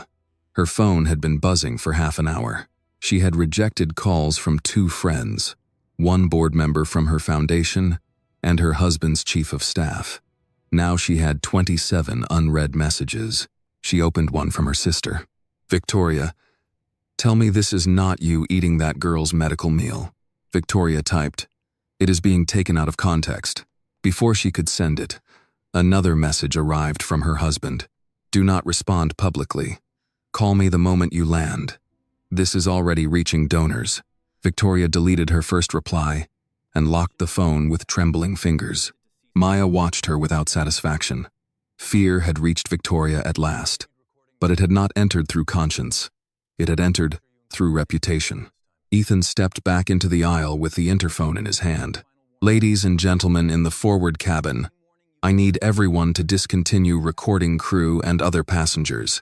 Continued recording may be included in the incident report. David Kaplan looked up from 2A. You can include my name correctly this time. Ethan's eyes narrowed. Sir, this is your final warning. David held up his phone. You said that to her too. Seems to be your only tool. A few passengers murmured agreement. Ethan raised his voice slightly. This is an active safety matter. Lena stood just enough for him to see her. No, it is an active accountability matter. Miss Ortiz, sit down. I am seated. You are still interfering. I'm monitoring a passenger you refused to feed. Claire stepped out of the galley. She was not refused food. Margaret turned in her seat. You gave her peanuts. After she said she was allergic. Claire's mouth opened, but nothing useful came out. Samuel said, and you gave the juice to the woman who didn't need it. Victoria snapped. Leave me out of this. Maya looked at her. You put yourself in it when you pointed at my tray. Victoria's face tightened. I did not know your name was on it. You knew before you ate it. That ended the exchange. The seatbelt sign turned on with a soft chime. Captain Mallory's voice followed. Ladies and gentlemen, we're beginning our initial descent into New York. Please return to your seats and secure all items for landing. His tone was calm, but first class could hear the strain beneath it. In the cockpit, Mallory had already received a message from Crestline Operations. Urgent. Viral passenger incident involving Flight 608. Preserve crew reports. Do not delete communications. Corporate legal monitoring. He read it once. Then again. He did not show it to the first officer. For 30 years, Richard Mallory had believed that authority meant deciding quickly and standing firm. But as the aircraft began descending toward New York, he felt the difference between firmness and error. Firmness held ground. Error dug a hole and called it ground. He opened the internal report Ethan had sent. Passenger refused standard meal alternative. Passenger recorded crew after instruction to stop. Passenger encouraged other passengers to interfere. Passenger displayed disruptive conduct. Recommend airport law enforcement meet aircraft upon arrival. Mallory stared at the line about disruptive conduct. Then another operations message arrived. Public clips appear to show medical meal served to another passenger. Allegation of passenger with hypoglycemia denied safe food. Confirm facts immediately. Mallory's jaw tightened. Confirm facts. He should have done that before takeoff.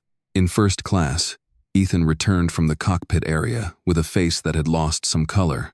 Claire saw it. What happened? Nothing. That's not nothing. Stop talking. Ethan. I said stop talking. Maya heard the exchange. So did Lena. Lena leaned close to Maya. Something changed. Maya looked toward Ethan. Corporate saw it. How do you know? Because men like him only get quiet when someone above them starts asking questions. Maya's phone buzzed again. Naomi, the video is everywhere. Are you the passenger? Please answer. Maya typed. Yes, I am stable for now. Do not contact Crestline. Preserve all communications. Prepare legal and board files. I want everything timestamped. Naomi replied. Understood. Are they aware who you are? Maya looked at Ethan, then at Victoria, then at the cockpit door. No. Naomi's next reply came quickly. Then let them finish choosing. Maya almost smiled. Naomi understood her too well. The descent grew steeper. Cabin lights brightened. Claire moved through the aisle, checking seatbelts, but she avoided Maya's eyes. When she reached 1B, she stopped at a distance. Seatbelt fastened? Maya lifted the belt slightly. Yes. Claire looked at the phone in Maya's hand. Secure your device. Maya placed it in her blazer pocket with the camera still running, lens angled upward. Secured. Claire did not challenge her. That alone told Maya how much had changed. Victoria pressed her call button. No one answered. She pressed it again.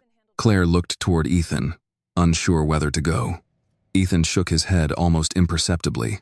Victoria saw it. For the first time all night, Crestline's loyalty did not move toward her. Her face hardened with disbelief. Claire did not come. The plane dropped through clouds, and city lights appeared beneath them. New York spread out in broken gold lines beyond the window. Maya had imagined using this descent to review talking points for the morning meeting. Instead, she sat with a coffee stain on her cuff, a peanut packet on her tray table, and a false report waiting somewhere in the airline's system. Lena checked the video again. 2 million. Maya looked at her. Already? Already. Samuel exhaled. Truth travels faster when people try to bury it. Captain Mallory's voice came over the speaker again. Flight attendants, prepare for landing. Ethan walked down the aisle one last time before taking his jump seat. Miss Williams, he said quietly. When we land, remain seated until instructed. Maya looked up. Will police be at the gate? He did not answer. That is a yes, Lena said. Ethan looked at her, then back at Maya. This could have been handled quietly. Maya's voice was calm. It should have been handled correctly. The aircraft dipped lower. Wheels lowered beneath them with a heavy mechanical sound.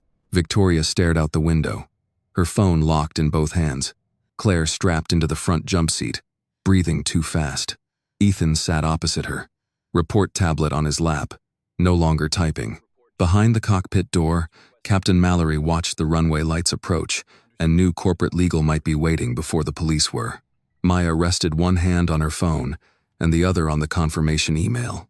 The wheels hit the runway at JFK just after midnight. No one in first class clapped. As the aircraft slowed, Lena's phone buzzed again and again. She looked down, then looked at Maya. 5 million views, she said. Before Maya could answer, Claire's work phone lit up in the galley with a message from Crestline Operations. Crew of Flight 608. Do not deplane until met by corporate security. All devices and reports preserved. Claire read it and went white. Ethan saw the message at the same time. Victoria's phone rang again. This time, the caller ID was her husband. Maya looked out at the lights of JFK, then back at the aisle where Claire, Ethan, and Captain Mallory would soon have to explain what they had done before they knew who she was. The flight was over. The reckoning had just begun. The plane rolled toward the gate in a silence that did not belong to air travel. Normally, this was the part where people checked watches, gathered chargers, and complained about tight connections. Tonight, first class sat still. Even the passengers who had not recorded anything seemed afraid to move too quickly, as if the wrong gesture might disturb the evidence hanging in the air. Claire remained strapped into the jump seat, staring down at her work phone. Ethan sat across from her, his tablet dark on his lap, his jaw tight. Neither of them spoke. The message from Crestline Operations had changed the cabin more than any announcement could have. Do not deplane until met by corporate security. All devices and reports preserved. Maya watched them from 1B. Her body was steadier now, but the weakness had not fully passed. Margaret's juice had helped. Lena's care had helped. The kindness of strangers had helped more than the airline had. Lena leaned close. When we stop, don't stand up too fast. Maya nodded. I won't. Do you want medical staff at the gate? Maya looked toward Claire and Ethan. I want them to explain why medical staff were not called when you asked. Lena understood. Then I'll stay with you. Samuel Reed turned from 2C. So will I. David Kaplan in 2A raised a hand. I'm not leaving until somebody takes my statement. Margaret Ellis, now back beside her husband, said, Neither am I. The aircraft stopped at the gate with a soft jolt. The seatbelt sign went off. In most of the plane, passengers stood at once. Overhead bins opened behind the curtain. Luggage thumped. People in economy, unaware of the full story, began shifting into the aisle. In first class, no one stood except Victoria Langford. She rose quickly, clutching her handbag and phone. Her cream blazer was still smooth, but her face was not. She looked toward the front door, then toward the galley, then back at the passengers watching her. I have a car waiting. she said, to no one in particular. Claire did not move to help her. Victoria's eyes sharpened. Claire. Claire looked at Ethan. Ethan looked at the closed aircraft door. No one answered Victoria. That was when she understood that the protection she had counted on was thinning. She stepped into the aisle anyway. Lena lifted her phone again. "Mrs. Langford, are you leaving before speaking to corporate security?" Victoria turned. "I don't answer to you." Samuel spoke quietly. "Tonight, you may have to answer to more people than you planned." Victoria's phone rang again. She looked down and saw her husband's name. This time, she answered in a whisper. "Robert, not now." His voice was loud enough for the first 2 rows to hear. "Do not speak to reporters. Do not post. Do not say another word until legal calls you." Victoria's mouth tightened. "There are no reporters on the aircraft."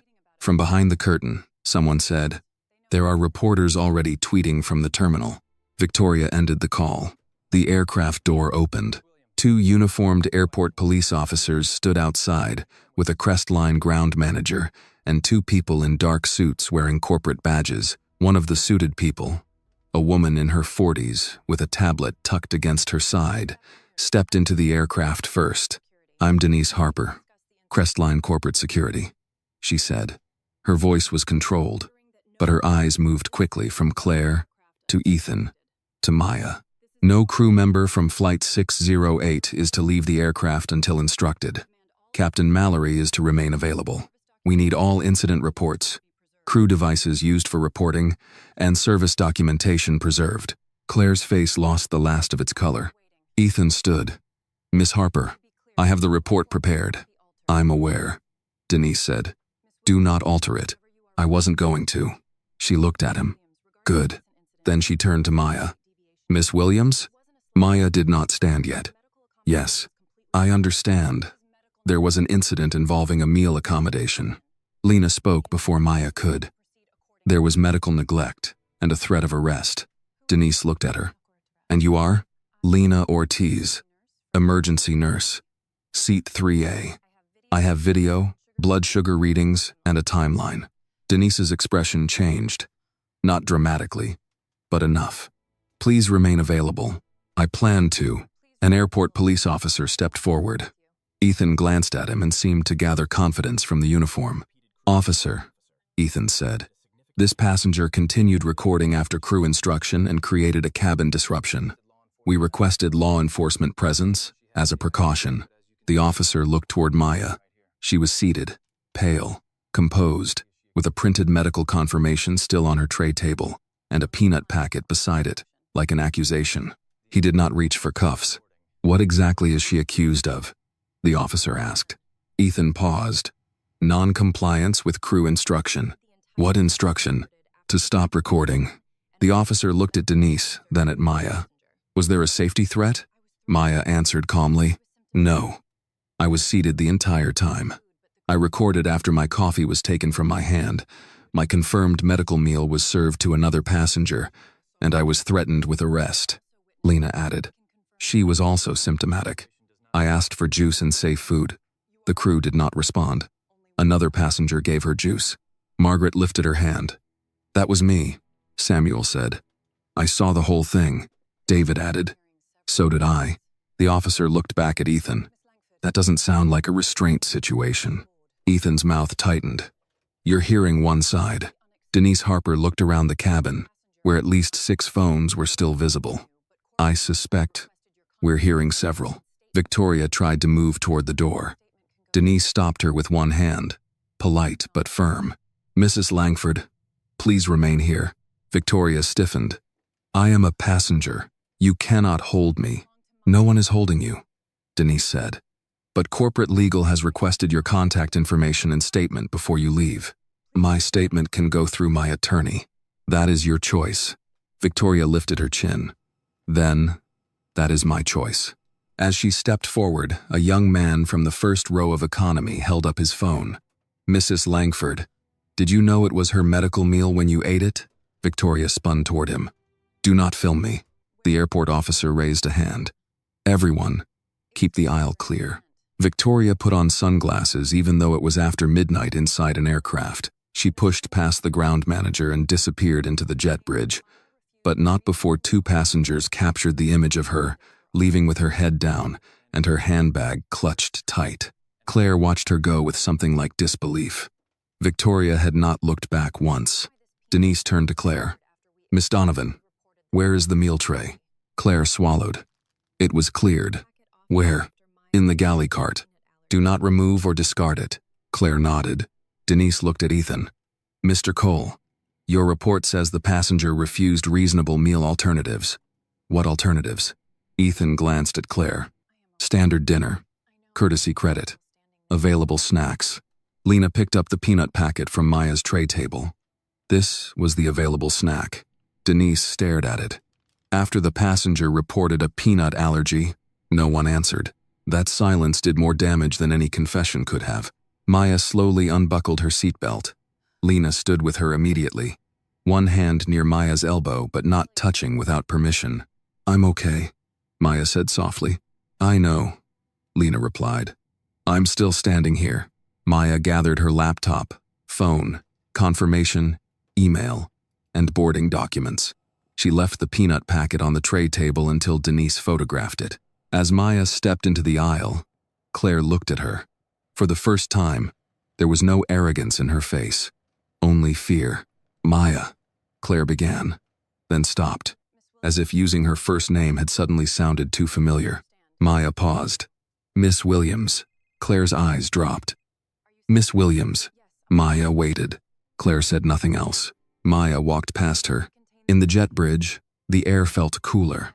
Airport sounds reached her all at once. Rolling suitcases, cleaning carts, distant announcements, footsteps echoing against the walls. Naomi called again. This time, Maya answered. Naomi did not say hello. "Tell me you are safe." "I'm off the plane. Thank God. The videos are everywhere. Crestline's board is in emergency session. Douglas Whitman's office has called 3 times, asking whether you are still attending tomorrow." Maya stopped halfway down the jet bridge. Behind her, Lena, Samuel, Margaret, and David followed at a respectful distance.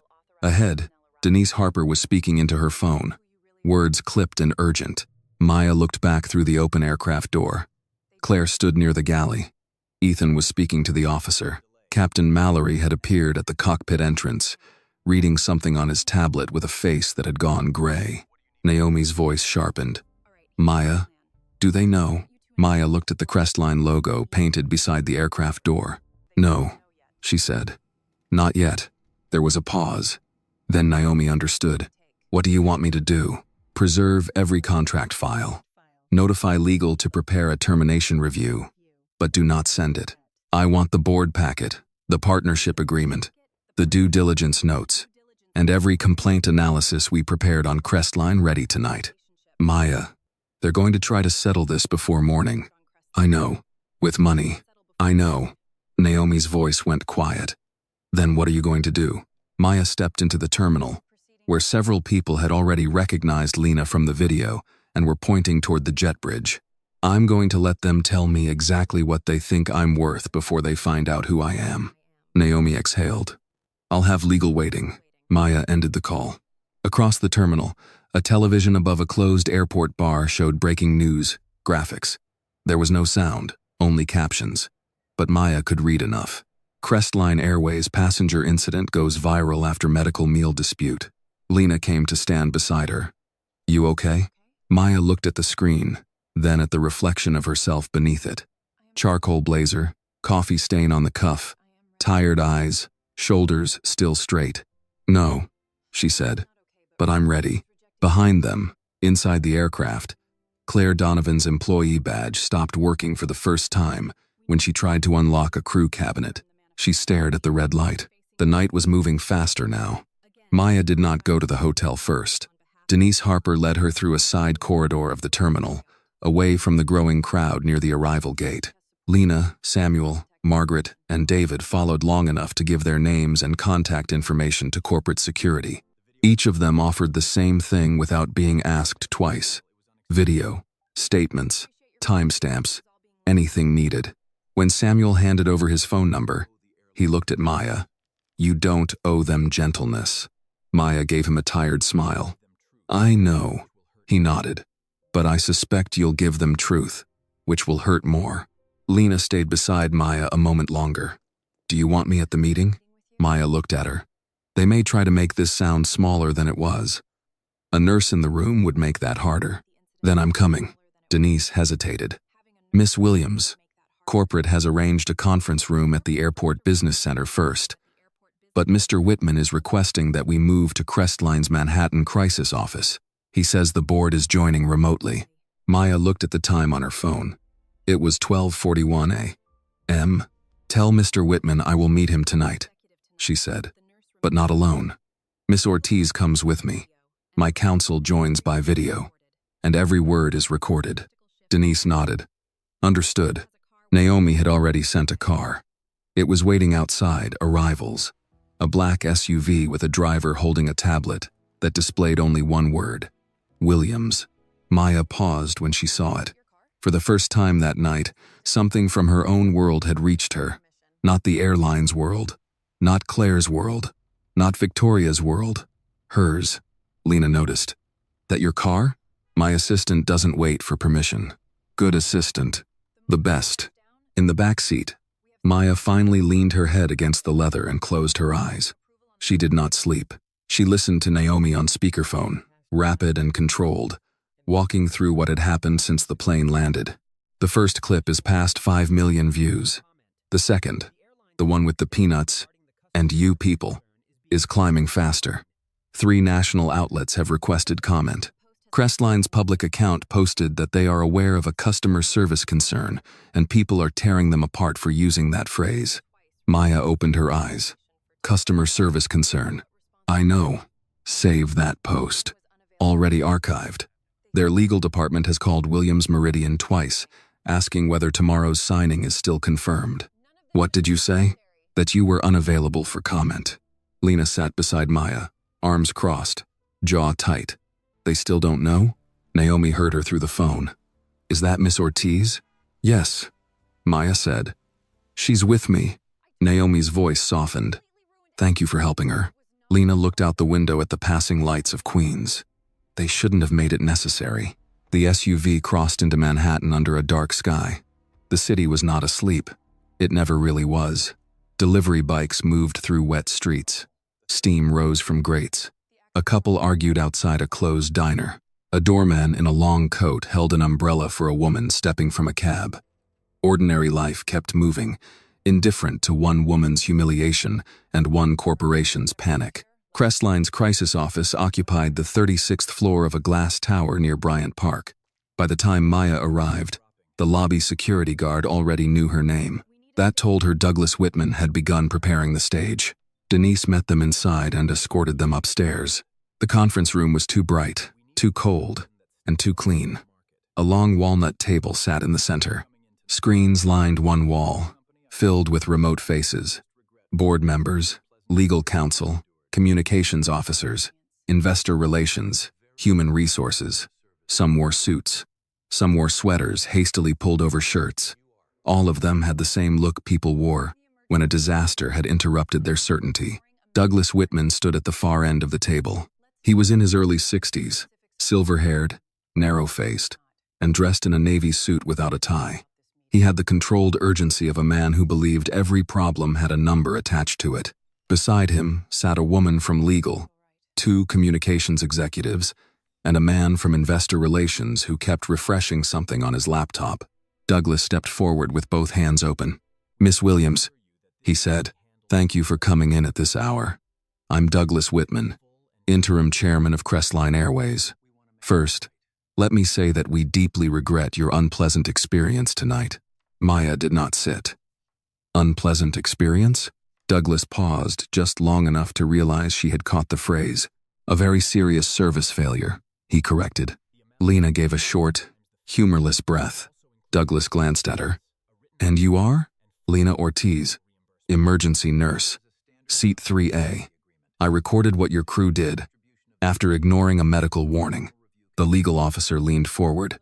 Miss Ortiz, we appreciate your concern, but this meeting is intended to resolve Miss Williams's passenger claim. Maya looked at her. Miss Ortiz stays. Douglas lifted a hand before legal could object.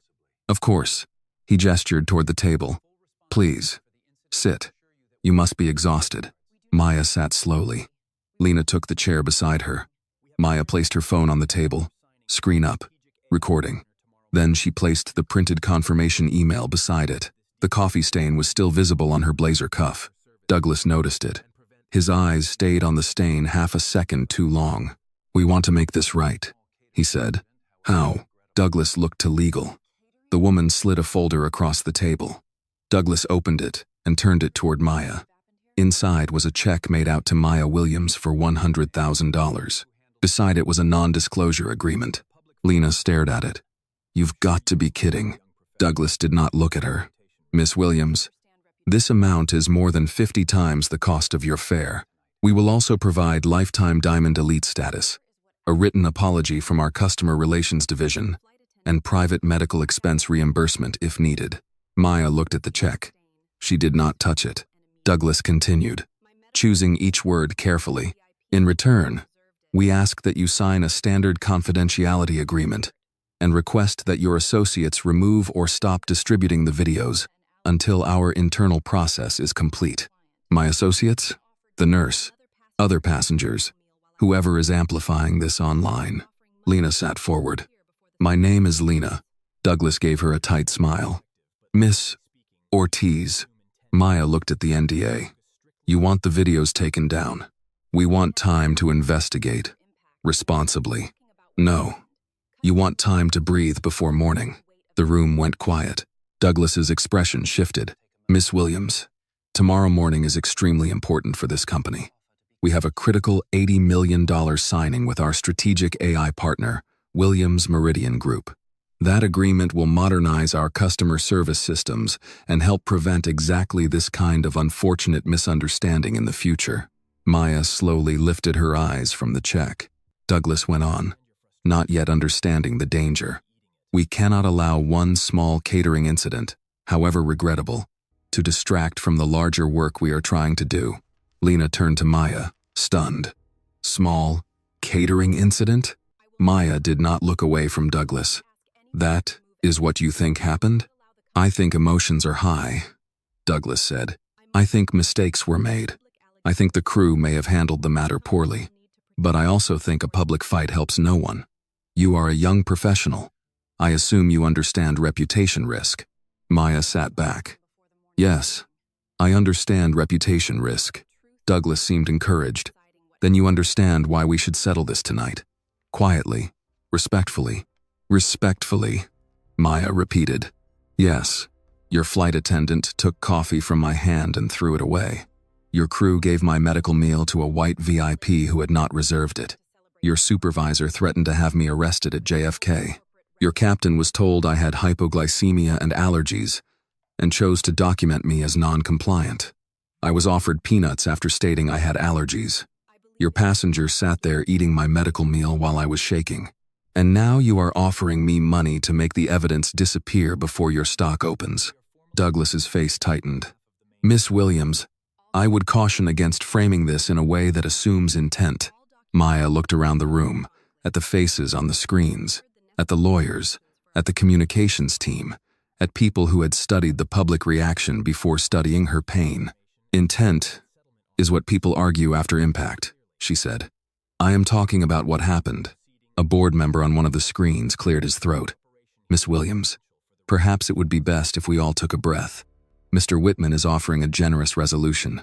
Lena's eyes widened. Generous? Maya lifted one hand slightly, and Lena stopped. Douglas pushed the folder a few inches closer. This can protect everyone involved. Maya looked at the check one more time. $100,000. To a passenger they thought was alone, to a woman they thought could be managed, to a name on a boarding pass that had not yet become a boardroom title. She thought of Claire's hand around her cup, Ethan's tablet, Captain Mallory's voice, Victoria's fork, cutting into the meal, labeled with her name. She thought of Margaret's juice box and Samuel's warning, and Lena crouched beside her in the aisle. Then she closed the folder and pushed it back. No. Douglas's expression cooled. I'm sorry? No. I will not sign your NDA. I will not ask anyone to remove evidence. And I will not let you call this small. The legal officer leaned in. Miss Williams, before you reject this offer, you should know that once public allegations escalate, the company will need to protect itself. Maya almost smiled. You are still doing it. Doing what? Threatening me politely. Douglas looked impatient now. Miss Williams, what exactly do you want? Maya looked at the screen full of board members, then at Douglas. I want the truth put on the table before I decide what happens at 9 a.m. Douglas frowned. What happens at 9? Maya did not answer yet. Instead, she took her tablet from her bag and placed it face down beside the closed folder. Call your full board, she said. Call legal. Call investor relations. Call whoever was planning to celebrate tomorrow's signing. Douglas stared at her. They are already here. Good. Maya's phone buzzed. Naomi had arrived in the virtual waiting room with counsel. Maya looked at Douglas. Then let's begin properly. 3 months later, Maya Williams boarded another Crestline Airways flight. This time, there were no cameras waiting at the gate, no corporate security officers in dark suits, no emergency phone calls from Naomi, no passenger whispering her name from a viral video. Just the ordinary noise of an afternoon flight from New York to Atlanta. Rolling suitcases, boarding groups, tired parents, business travelers, a grandfather trying to fit a gift bag into the overhead bin without crushing it. Maya stood in the jet bridge for one quiet second before stepping onto the aircraft. She had not flown Crestline since Flight 608.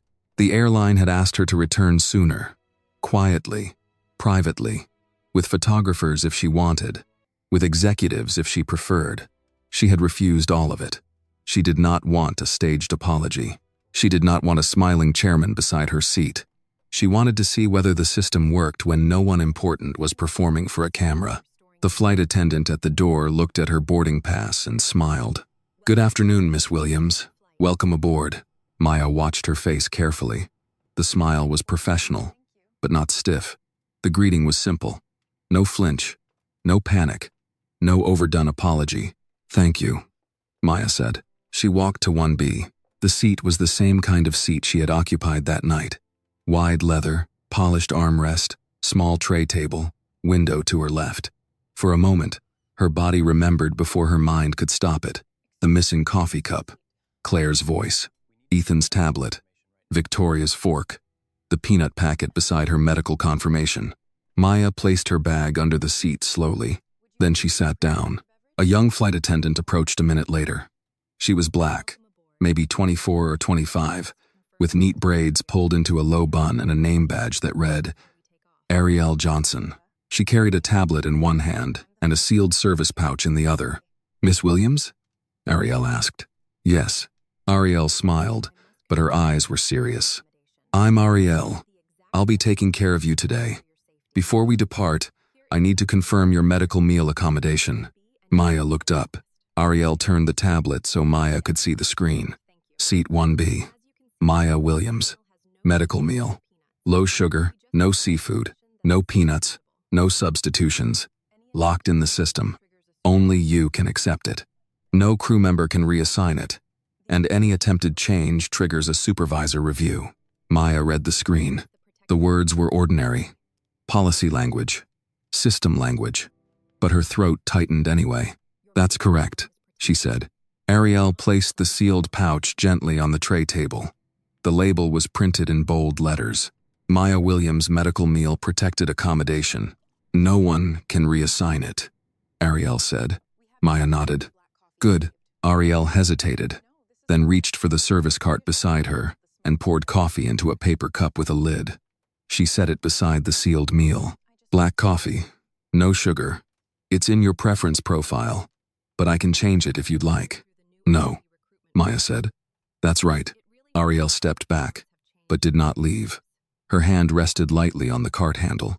Miss Williams, she said, lowering her voice.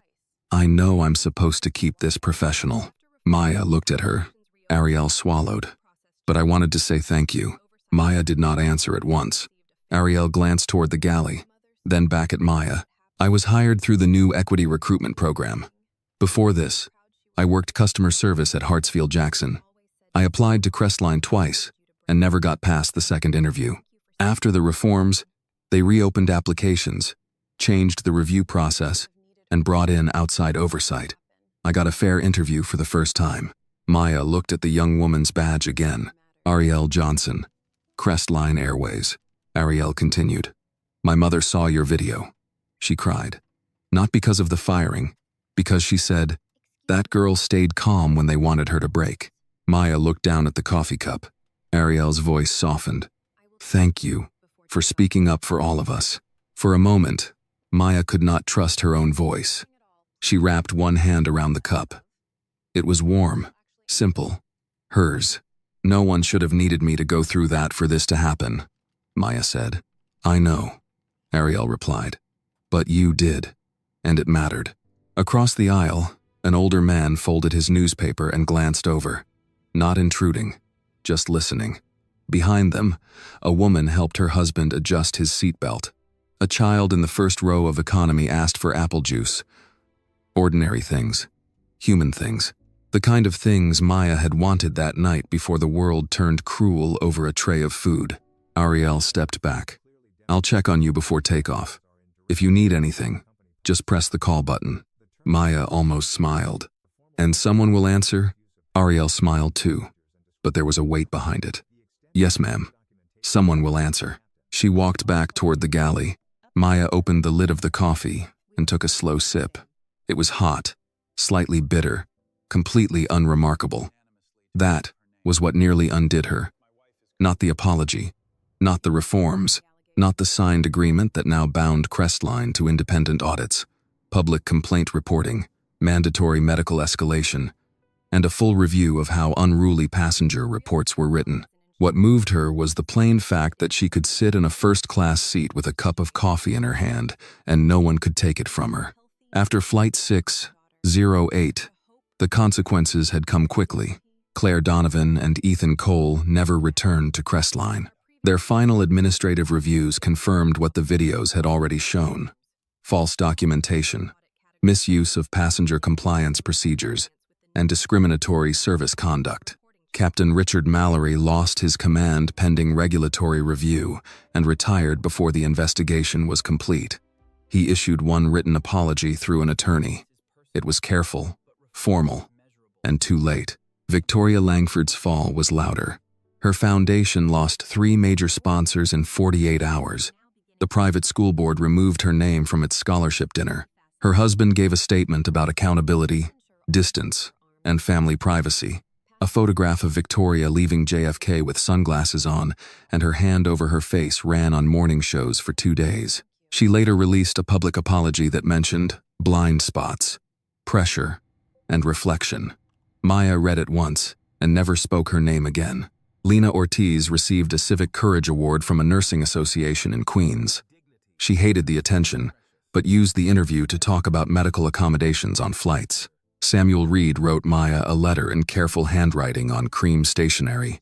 He told her his great-granddaughter had been born healthy, with a strong cry, and that he hoped she would grow up in a country where dignity did not need witnesses but was glad, on that night, to have been one. Margaret Ellis mailed Maya a box of apple juice with a note that said, "For emergencies and revolutions." Maya kept that note in her office. Williams Meridian did not sign the original agreement. They rewrote it. The new contract was harder, stricter, and far less comfortable for Crestline. It required outside oversight, transparent complaint data, passenger medical protection protocols, employee reporting channels, and bias audits reviewed at board level. Douglas Whitman had signed it 6 weeks after the incident, not with pride, but with the expression of a man who understood that saving a company sometimes meant admitting what had nearly destroyed it. Maya had not forgiven Crestline. Forgiveness was personal. Reform was measurable. She believed in measurable things. The boarding door closed. Ariel made the welcome announcement with a calm, clear voice. As the plane pushed back, Maya looked out the window at the runway. New York moved slowly past the glass.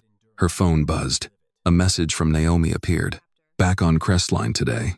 How does it feel?" Maya looked at the sealed meal. Then, at the coffee in her hand. then toward Ariel, who was helping an elderly passenger secure her cane safely beside the seat. Maya typed back, "Different," Naomi replied. "Good, different, or dangerous different." Maya considered that. Honest, different. She sent the message and placed the phone down. The plane turned toward the runway.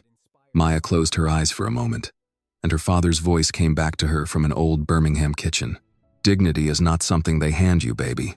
It is something you refuse to let them take." When she opened her eyes, Ariel was passing through the cabin one final time before takeoff. She stopped beside Maya. "All set, Miss Williams?" Maya lifted the coffee slightly. "All set." Ariel nodded and moved on. The engines grew louder. The aircraft began its climb. Maya held the cup steady in her hand as the city dropped away beneath her. No one reached for it. No one told her to be quiet. No one made her prove that she belonged.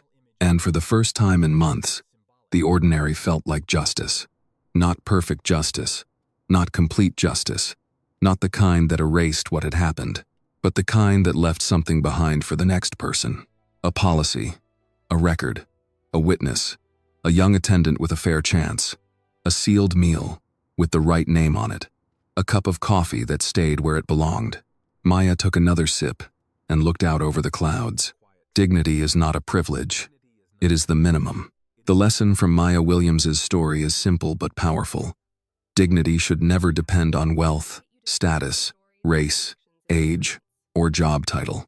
A person should not have to be a CEO, a public figure, or someone with influence to be treated with basic respect. Real justice begins when ordinary people refuse to stay silent, when witnesses choose truth over comfort, and when a system is forced to protect the vulnerable instead of defending the powerful. Thank you for listening to this story until the very end. If it moved you, made you think, or reminded you of something you have seen in real life, please share your thoughts with us in the comments. Your feedback helps us improve the way we tell these stories. And if you have a powerful true story, a family experience, or a meaningful lesson about justice, courage, kindness, or standing up against unfairness, we would be honored if you shared it with our channel. Your story might become the next voice that inspires someone else to speak up. This video is a work of fiction created with the assistance of artificial intelligence. All characters, events, and situations are not real and do not represent any actual people or true stories. The content is intended for storytelling and emotional illustration only.